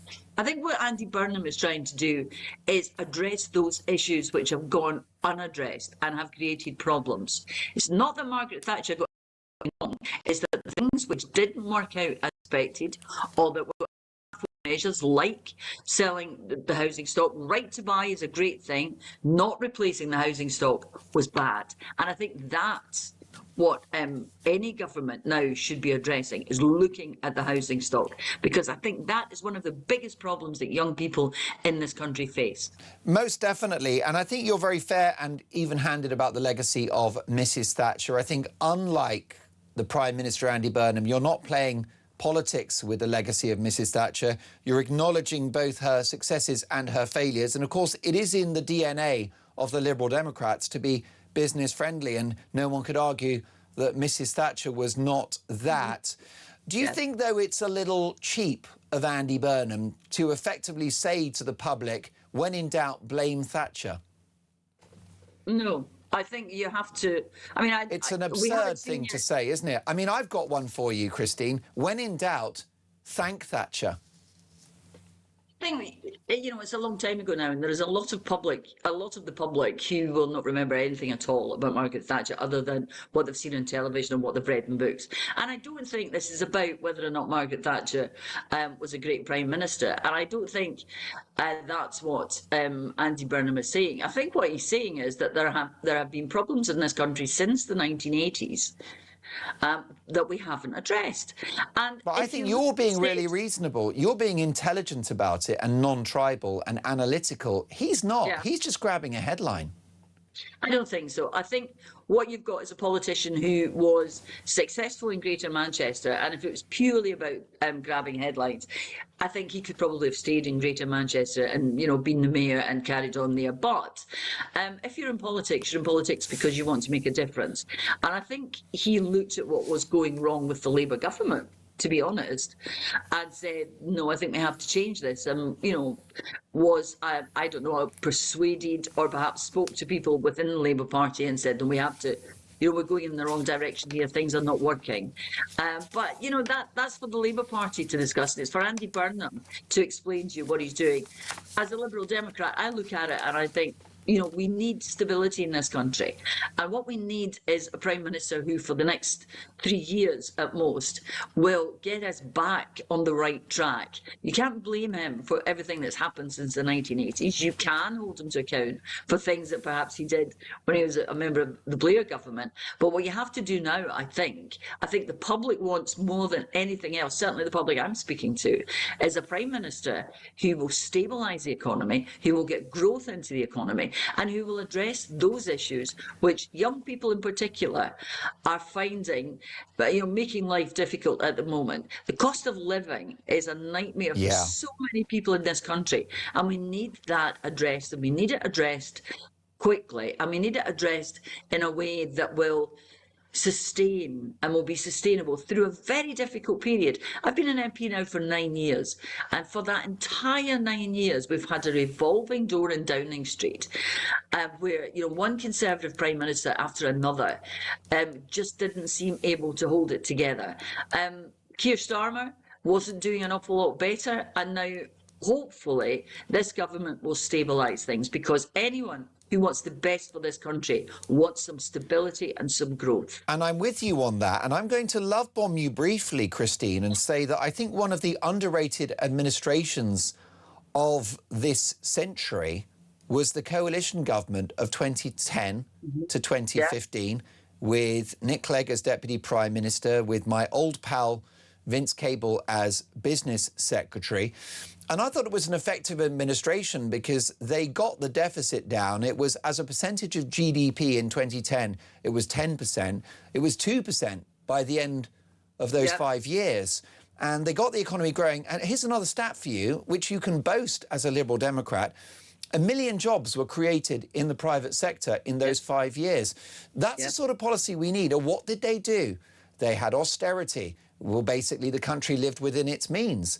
And we had a business-friendly environment, and they kept the taxes relatively low. We need to do that again. Andy Burnham's not going to do that. I strike the number of people who said to me after about 2016, 2017, things were so much better in the coalition. Yeah. And that the Conservative, they see now what a Conservative government on their own would have done, because the Conservative government after 2015 was much harsher, much more right-wing, much more austerity-driven than the coalition had been. We were, in a way, I always feel, a kind of buffer to the Conservatives, and pulled them. But you supported, don't dilute the legacy, Christine. You supported what the Lib Dems did. They were brave politically, and they supported the tough medicine. Yeah, I was part of it. I worked in Number 10 for Nick Clegg for some of that coalition. And were you responsible for Cleggmania? No. If only I could take credit for that. But that was a different time and a different period. And what we're looking at now is the result of a decade of instability since the end of that government.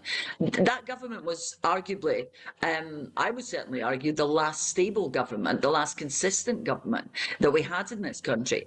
There was only one office in the Conservative government, well, there were two. Chris Huhne was replaced for obvious reasons, and we had more than one Secretary of State for Scotland. Yeah. But the Liberal Democrats were consistent throughout that administration, and the Conservatives were much more consistent than they were after 2015. So that was the last stability. Now, that is what we need from the Labour government now. We need some stability, and we need them to address the issues which have developed in that past decade, which many of them do have their roots in the 1980s, the housing problem, as I've said. And I don't agree with you about school league tables. I think school league tables in many parts of the country have been disastrous because they have driven, the housing market, people to want houses in the areas where there are good schools, which has driven up housing prices, which, has made it more difficult for people to find somewhere to live. So I don't think that, you can say that everything in the 1980s was wonderful, and therefore Andy Burnham shouldn't criticise it. There were things which developed. The problems with transport developed arguably in the 1980s as well. Now we need to address them, and we need a government that will find a stability. Now, come the next general election, we will judge on whether or not he's been successful. But what we need is some stability and some pride and some hope for people. That's the most significant word I hear at the moment. People feel or felt that the situation had become hopeless under the Conservatives, and they wanted change. And they weren't seeing that change as quickly as they wanted it. What they're hoping from Andy Burnham is that he will now do that. And as a Liberal Democrat, my judgment would be so far so good. It's only been a week, but we're seeing him beginning to do things that make sense, like a cap on bus fares, cutting VAT, although I'd like to see him go further and do more to help businesses, accepting that we will have to, the fields which have licenses in the North Sea should be able to drill. There's lots of things that he's doing which we should be looking at and saying, well, let's give him a chance, see if this works. Well, definitely. Christine, a quick one before we let you go. Angela Rayner is back in government, back in the cabinet. She did receive a severance pay of £17,000 when she left the government. Do you think she should repay it? Let's take a listen, if we can, to Angela Rayner, who's back at the top of politics. The Conservatives are now saying you should repay it back because you're back in the job you left. Sure, and that was a year ago. And Matt, these people were. It was a revolving door after 40-odd days, and then went straight back. I mean, we're talking about if you want to dissect what the Tories did at that time, we had multiple. I'm just saying that we had multiple prime ministers. You should repay the money. Will you repay the money? No, my severance payment was given to me at the time. I'd worked in government for a period of time, and then I came out of government for just under under a year, I think, is the timetable, and I'll be delivering in government again. Well, what do you think about this, Christine? Should she return the cash? Well, I think she's got a point. What we were talking about with the Conservatives were people being there for a few days. I mean, Liz Truss was only Prime Minister for, what, 44? People being there for a few days, getting massive severance payments because they were sacked, and then, a few days later going back. That was unacceptable. Angela Rayner's been out of government for a year. Is there an argument that she should give it back?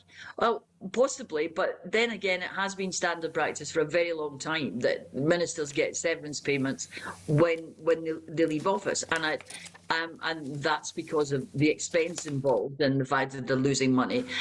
But I do think that this is just the Tories trying to get back at Angela Rayner, and the right-wing media trying to get back at Angela Rayner. And, it's a very different situation from when we had a revolving door in the government and people were there for a few days, leaving and then coming back and making lots of money out of it. And that's just not acceptable. I mean, Christine, I'm not sure it's a media conspiracy against Angela Rayner.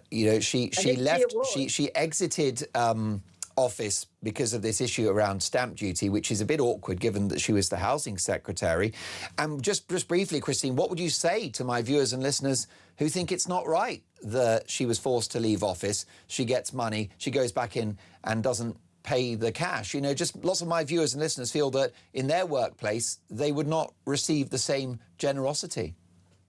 I agree. I think there's an awful lot wrong with the system as it is, but I think there are things that we have to address and that we have to change. But I do think that we need to focus on the problems rather than personalities. I mean, I think there's an awful lot of what's good for one person is not good for another. We need some consistency. I talked about consistency in government. Is it not public standards, though? Because, yes. I mean, what I would say is, I would say that Angela, Christine, I'd say that Angela Rayner could keep the money if she hadn't gone straight back into the job she previously had. I think that, she ceases to be a cabinet minister, she's paid her dues, no problem. I think what sticks in the craw for my audience is she gets the cash and then goes back to her old job. I think that's the problem there.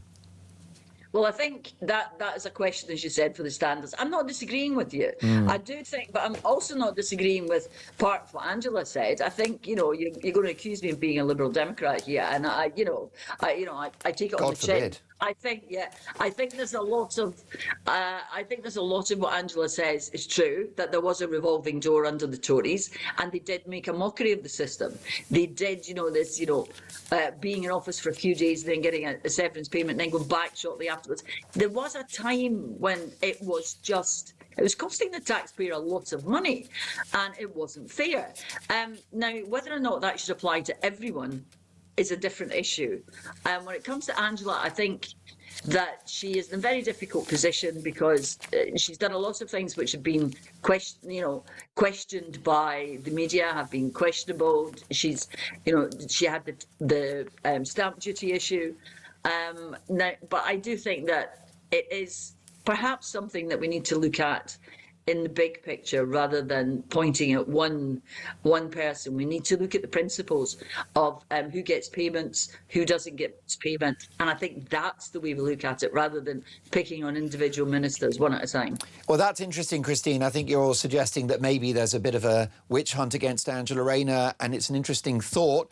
Always a pleasure to have you on the show. We know how busy you are, so thank you for making the time to join us. I look forward to our next conversation. Christine Jardine, Liberal Democrat MP. Love having Christine on because do you know why? She's happy to debate the issues in a respectful and open-minded way. And I think that's what this show is all about. I'd like to have a few more Christine Jardines joining us on this show where we don't necessarily agree on all the issues, but we debate them in a respectful way. I think that's the value of it. So thanks to Christine. Your reaction to what she has had to say, 03444991000. The Prime Minister is going to pause the government's early release scheme from prison. Take a listen to this voice note from Judith. Good morning, it's Judy from Altops, West Yorkshire. I've got a good idea to stop releasing prisoners into the community. All these army camps that's empty, that they're putting illegal immigrants in, stop it, deport them, and put prisoners in. They're already gated and fenced, armed guards at the gate, patrols going round 24/7. There you go, I've solved it all. 2 problems, illegal immigrants and prisoners being released too early. Thank you.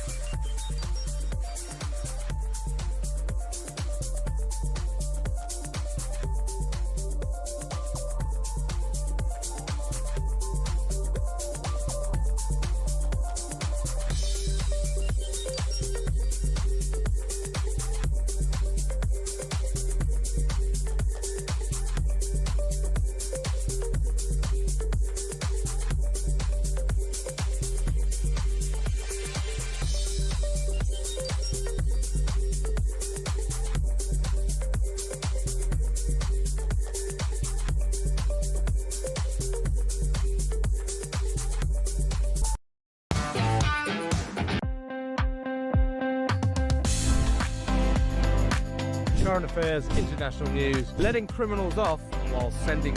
Oi! Oi! You shut up! I'm trying to record something.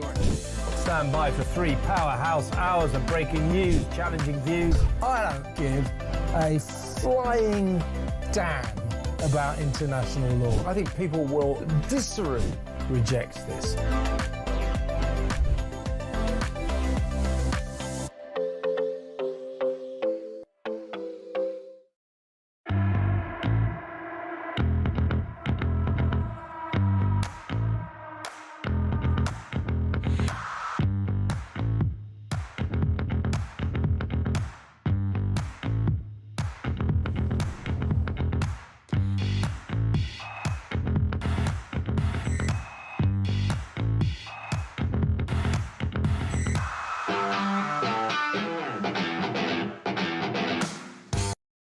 Across the UK, on DAB+, on YouTube, on your mobile, and on your side. This is Talk. You are listening to Talk Breakfast at 9:28. Lots of stories to get through with my good friend Rafe Hadelman-Koo, broadcaster, historian and fellow at the New Culture Forum. Good morning, Rafe. Good morning to you.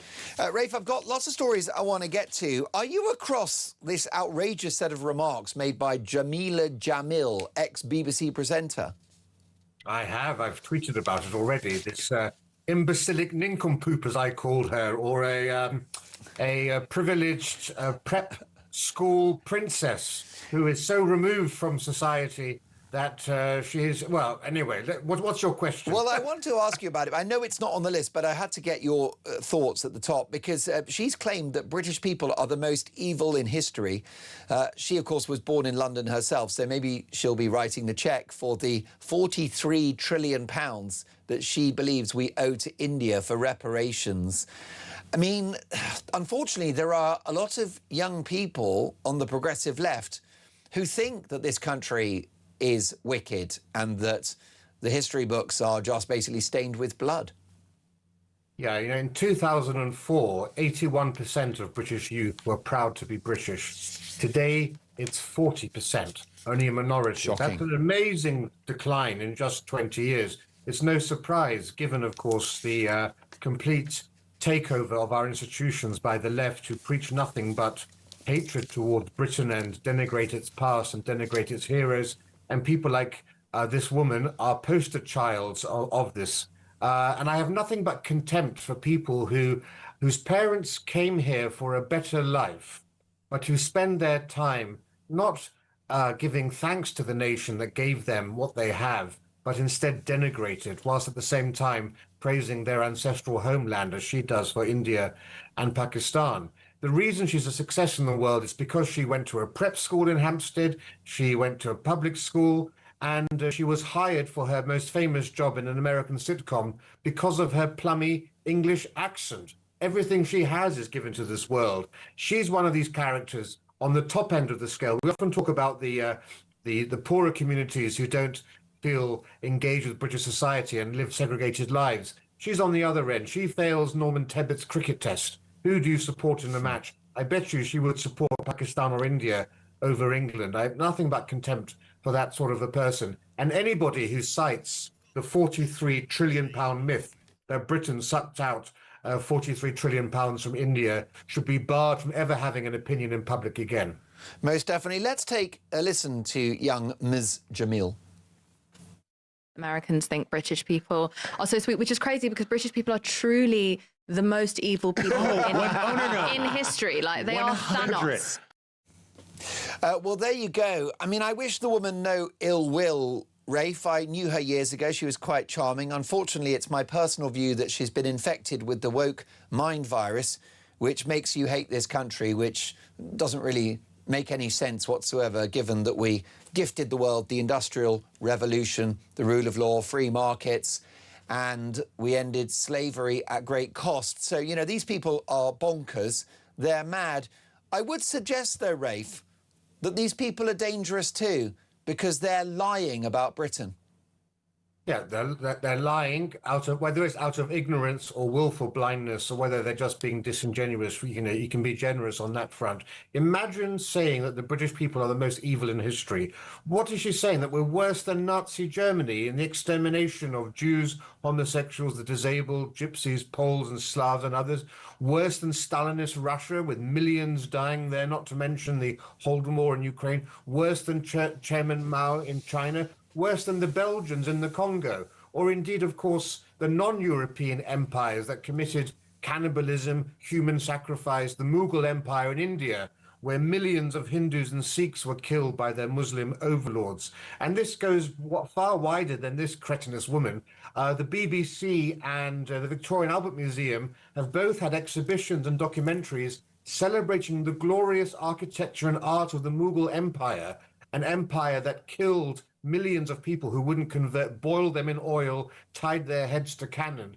But you can't imagine the BBC or the V&A having an exhibition about the glories of British Empire art and architecture, can you? Despite the fact that there was very little violence compared to those other empires. In fact, of course, the British Empire was the most benign empire. Nothing has done more to lift the world out of poverty than colonialism and capitalism. Not only poverty, but increased life expectancy, increased the quality of life. Places that were former British colonies had their life expectancy doubled thanks to the British introduction of hospitals, medicine, clean water, vaccines. And wherever you go in the world, countries that used to be British colonies are the most stable, usually, the most democratic, most prosperous. And the final thing is, of course, people think that life in these colonies was somehow they were lands of milk and honey before the British arrived. Luck. They weren't.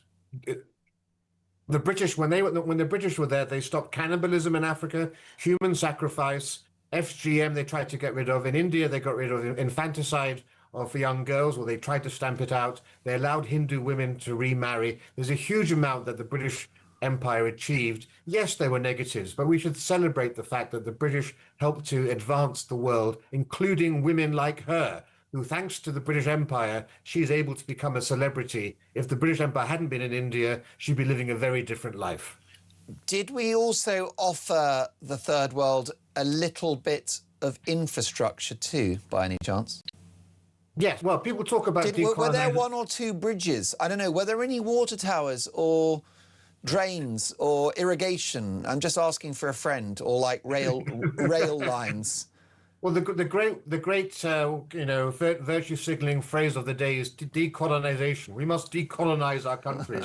Well, if you want to decolonize them, yes, get rid of your railways, get rid of your power stations, your electricity, get rid of your clean water, your hospitals, your roads, your universities, your roads, everything, your military, your civil service, the police, your courts, everything that's made you a success in the world. Let's go back to where you were, where for 10,000 years you had a life expectancy of around 35 years of age, and you were hunter-gatherers. Rafe, there is also the small matter of the Commonwealth, which is a community of nations that supposedly was subjected to this wicked, evil rule. Well, you know, this idea that the British Empire was evil is completely blown out of the water by the existence of the Commonwealth, formerly called the British Commonwealth. You know, you do not return to the mother country when you've just been trying to flee its apron strings if it's an evil empire.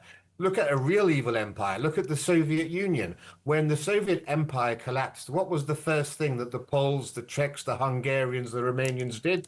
They threw over everything that had been imposed upon them by the Soviets, and they ran into the arms of NATO and the European Union.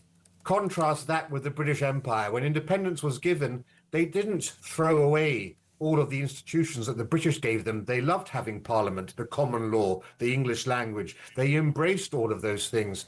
And some of them actually kept the British monarchy. Did they have Stockholm Syndrome? Was this what does this explain it? Why would you keep the British White Queen as your sovereign if you hated them so much? And of course, even today, the head of the Commonwealth remains His Majesty the King, which shows you quite simply that the British did do all they could to give them a helping hand on that path to independence. We should celebrate that and take pride in our achievements rather than constantly being nihilistic and self-flagellating. Rafe, you're so much fun, you should be a banned substance. I am banned on many outlets, luckily not on talkTV. More fool them, and you're not banned at the New Culture Forum, who have a brilliant YouTube channel, and you'll see great monologues from Rafe, fantastic interviews. Emma, formerly Emma Webb, Emma Trimble now, fantastic as well. Great organisation, the New Culture Forum. Thank you to Rafe. Lots more to come. How do you rate Andy Burnham and his first week in power? 9:37 Talk Breakfast.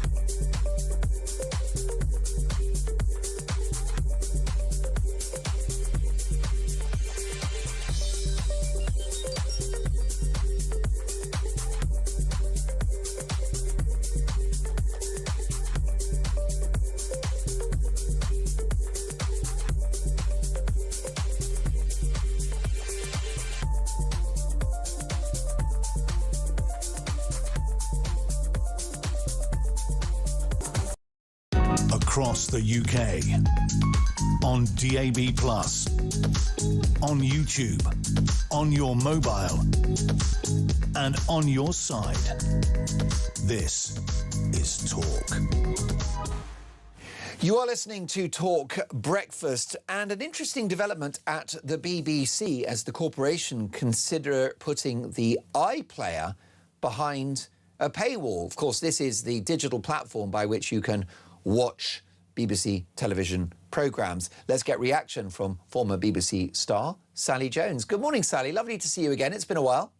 Good morning. Great to see you. I was astounded that they should be trying to put the iPlayer behind a paywall, because as they themselves have said, it would actually cost them far more to put it behind that paywall and try to make sure that those not paying the licence fee couldn't get to watch material. This is what they're doing to try to get more licence fee payments from those who currently are resisting it. But it would actually be far more expensive to do that than it would be simply to just leave it as it is, although it may well be longer term, it may well be a little more cost effective. But it's about, like, when they try to chase the licence fee, they send out 46 million letters of warning that they think that somebody is watching the TV without a licence fee at that address. They managed to just effect only 25,000 trials where people might pay £1,000 at most as a fine. So do the math. It's ridiculous. It is ridiculous. I'd love to know what the carbon footprint is of all of those letters, all of that correspondence. Sally, you're a former BBC star, and you are both a critic but also a supporter of the corporation. What do you think is the best long-term funding solution? My feeling is that there are so many things that the BBC still does well, or that if it was slightly rejigged, it could do well. I mean, there are the sort of jewels in the crown, like the proms, opera, brilliant documentaries. I mean, I'm a great supporter of regional news because I worked in regional news for quite a while before I went into. It's critically important, as is local radio. Yes, absolutely. I mean, local radio is the absolute bedrock. I did quite a lot on Coventry and Warwickshire, and it's wonderful. And this is one of the areas that is increasingly being cut. That they're absolutely hamstringing it because they're trying to make cuts that will to make money elsewhere, and because of the worries over the Trump court case. My feeling is that those jewels in the crown should be funded probably by government funds, as by a government fee given to them for that specific purpose. But the other things, either the rubbishy stuff that nobody watches much, but the BBC being very woke feels they've got to do, this ridiculous sort of obsession with drag queens, for example, things like sort of smeggy queens, and which is a drag queens, but you can have a little bit too much of a good thing with that. But also, if you've got a really successful show like Strictly, or all the other successful shows that they do have among the dross, that sort of thing, people that are longing to watch it would pay a certain level of subscription. There is absolutely no reason why people who never watch the BBC or always stream Amazon Prime and Netflix on their laptops should have to pay a subscription, as far as I'm concerned. It should be the people that are using it, and the very heavy users would generate income and possibly also taking ads. And people, if they really hated ads, could pay a small extra subscription to have an ad-free service, just as happens on Amazon Prime. So I think that there could be a two-tier structure that keeps the really good stuff that ought to be available to everybody. And things like BBC Bite Size, which obviously potentially very educational, even though they tend to have it considerably woke and biased. You would think that the BBC and all the distinguished figures in British history were either gay or black or both. It's one of those things where it needs sorting out, along with the problems over bias, where there have been so many scandals lately, not just the splicing of Trump's interview, but endless, the Gaza documentary, the Glastonbury stuff, the Tourette's syndrome man not cut off too soon enough. There've just been so much happening with that. I mean, I do think that it looks like there may be a bit of a sort of new broom coming in, and I think that Matt Britton may well be taking a good look and actually daring to think that the BBC isn't the acme of perfection, which a lot of its current high command apparently do appear to think. So I think it could be a two-tier structure.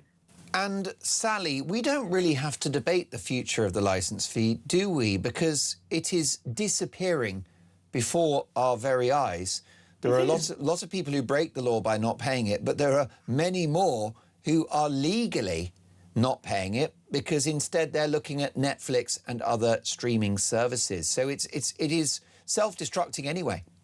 I mean, many of them, it is unfortunately illegal, even though they never watch a foot of BBC. And they might still get the letter through the door, or even the knock with the the officer with a policeman, come to actually look. I mean, it's such an absolute difficulty to prosecute people for it. I mean, they have lost, I think, 500,000 licence payers over the last couple of years, and they've also lost £550 million on that, which is a vast amount when you think what it could fund. I mean, easily the whole of regional news, or opera productions, etc., that many of us would love to see, but do need support for because they're expensive. It's like doing very high-end drama. You can't do it cheaply. In the old days, the BBC did a lot of very great high-end drama. So little now, partly a cost problem. Now, I will be the first to point out, Sally, that Donald Trump says a lot of very ridiculous things on many occasions. He's an uneven and predictable personality. He's often a stranger to the truth. But the BBC have got themselves in a pickle here, haven't they? Because it appears that as a result of the US president's $10 billion defamation lawsuit against the corporation, they're now having to prove that he somehow provoked the January the 6th riots. What a mess they've got themselves into. They have got themselves into a mess, and an extraordinarily expensive mess. They've got to... He must prove the falsity of what they said, which I think is fairly self-evident. The fact that it was spliced to mean something different. I think now they're trying to prove that actually, if you looked at his messages, he could have done a lot more to prevent the storming of the Capitol and the riot. That's different, isn't it, to provoking the riots? He didn't. Well, I mean, obviously it's an opinion of a court of law. The problem is that their own legal costs are going to be astronomical. He probably doesn't care about, because he's made billions, as we know, from all the evidence of money making that the BBC have basically been baiting him with and turning up. So money is no object to him. Sadly, it is to the BBC.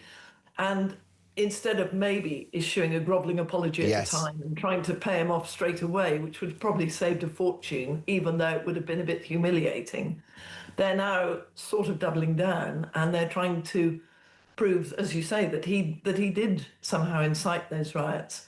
He maybe didn't do quite as much as he could have done to stop them immediately. Sure. But all this requesting of messages and looking at his financial side, that's probably going to make him even more vengeful and unpredictable than before.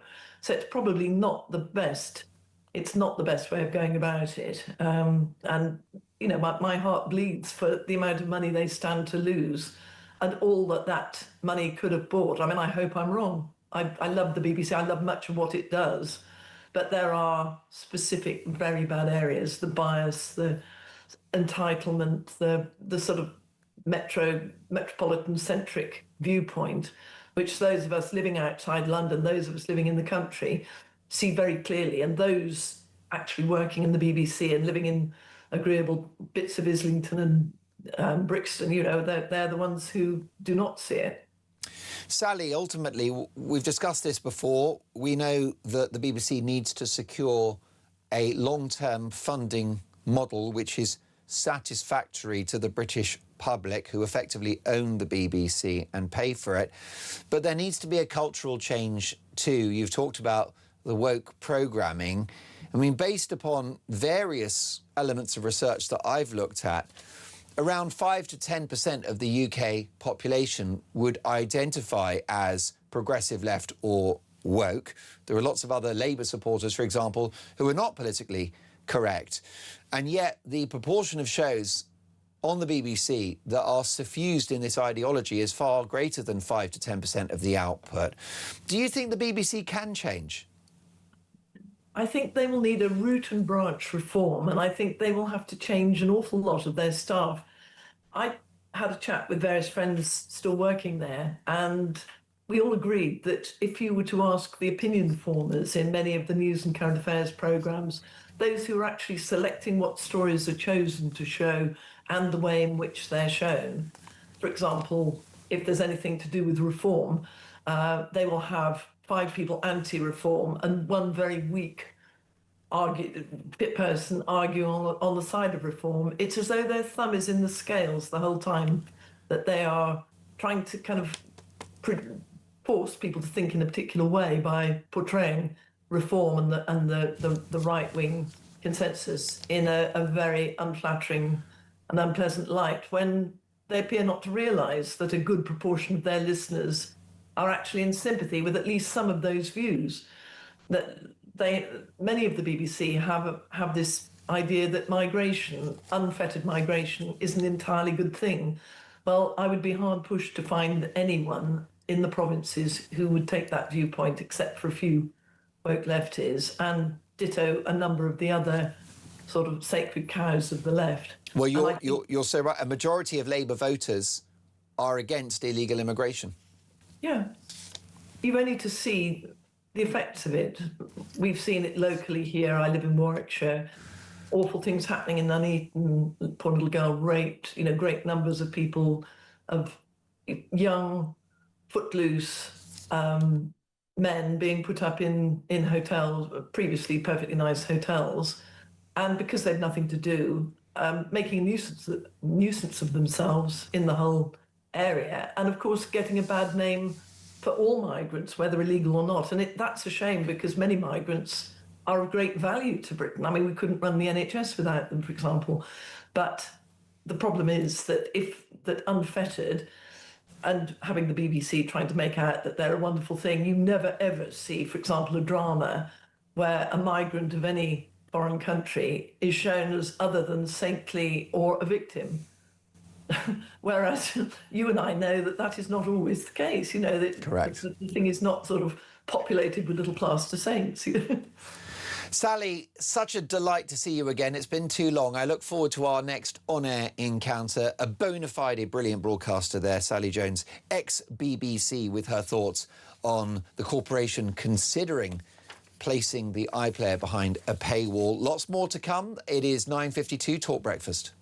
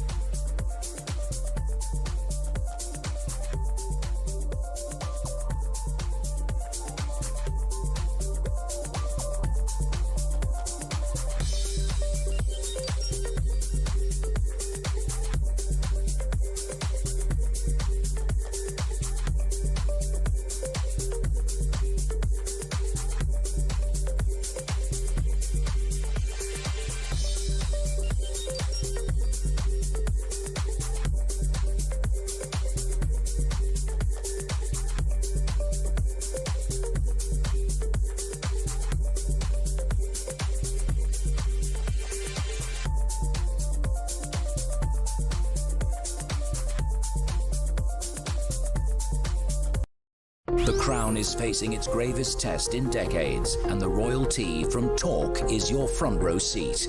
With royal reputations under pressure and probing questions about public trust, we unpack every twist and revelation with the biggest names in the business. From the throne room at Buckingham Palace to a mansion in Montecito, we follow every royal ripple.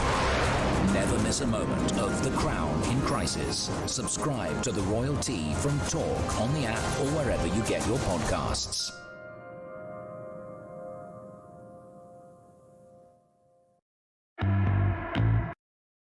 Across the UK, on DAB+, on YouTube, on your mobile, and on your side. This is Talk.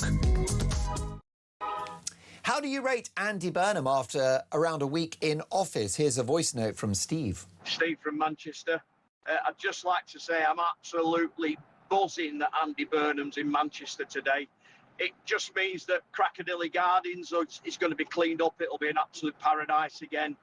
All the rough sleepers will be taken off the street and housed in social housing. They might even get rid of the criminal gangs who go around begging all the time. At every set of traffic lights around Manchester, which there are thousands, there's somebody stood there with a cup asking for money off you and tapping on your windows. It's amazing, mate. He's going to do all this. Not. Steve, thank you so much for correcting the record of the so-called King of the North. And in many ways, what's happened in Greater Manchester has been a king disgrace. When you look at homelessness, people shooting up, unemployment, not great, is it? Thank you for that, Steve. Loved all your calls, voice notes and texts this morning. We'll do it all again tomorrow from 6. By the way, a big boxing match this weekend. Anthony Joshua returns to the ring this Saturday in Jeddah, Saudi Arabia, facing Christian Prenga in a heavyweight bout dubbed The Comeback. Can he do The Job, Can He Win? Adam Smith is talkSport's boxing reporter. Hi, Adam. Hi, how you doing? I'm very well. This should be quite the contest. Yeah, it's. I guess it's the calm before the storm. Firstly, we're a few hours away from AJ's return to the ring, which is always a big story in our sport. Plus, Tyson Fury later tonight in Thailand has his next assignment, and the two shall meet in November, providing they get through Marius Vac for Fury and Christian Prenga, as you rightly said here, in Jeddah. Christian Prenga has 20 knockouts and 20 wins, but at a much lower level than Joshua. So AJ will be expected to win and win emphatically. But I guess it's all about how he comes back. He had the tragedy in Nigeria of the car crash where he lost his two best friends. He's been out of the ring for a long time. Mentally and physically, he seems in a really good place. And it's always exciting when Joshua fights. He brings a buzz to the event. And, yeah, we all can't wait to see him in the ring. There was always the worry that that tragic event might mean the end of his career. And let's hope that he prevails on Saturday and then goes to a tougher opponent. Adam, boxing is massive at the moment, isn't it? To what do you attribute the success of this sport? It is massive. I've worked in the sport for 3 decades or so, and at the moment the buzz around the business is fantastic. I mean, here in Saudi Arabia, obviously Turkey Al-Sheikh has revolutionized the fact that the big fights are happening. Promoters are working with each other. But yeah, on the home of boxing DAZN, we have all the different type of promoters events: Frank Warren, Eddie Hearn, Oscar De La Hoya, Bob Arum at Top Rank, all working together, which I think is really good. Zuffa Boxing have come up as well as competition. So there's a huge amount of money in the sport, which is great for the fighters. We wouldn't be here without them. And the fans are loving it. There's so many great matches to be made, and the heavyweight division is buzzing. And if we get Joshua and Fury at the end of the year, that'll be fantastic. We look forward to Dubois and Wardley's rematch. Moses Itauma, the young heavyweight, coming through as well at the end of August. He's back at the O2. So yeah, every week there's something happening in our mad world, and it's brilliant. It is. Two strong, athletic, highly skilled men trying to knock seven bells out of each other, Ads. Yeah, but it's a chess match too. There's a lot of skill that pay the bills, as Floyd Mayweather used to say. But yeah, it is. It's especially at heavyweight, and that's the unpredictability about this weekend. Everyone expects Joshua to beat Prenga, but Prenga's got the chance of a lifetime, and one punch changes everything in heavyweight history. So that's why we're all so compelled. It's a fabulous sport, and yeah, we're really flying with it at the moment. Enjoy the weekend. I always enjoy your coverage, Adam. Lovely to have you on the show. A legend of boxing reporting there, talkSport's boxing reporter Adam Smith. Enjoy the fight. There's going to be a fight at 10. It involves Alex Phillips and the left. You always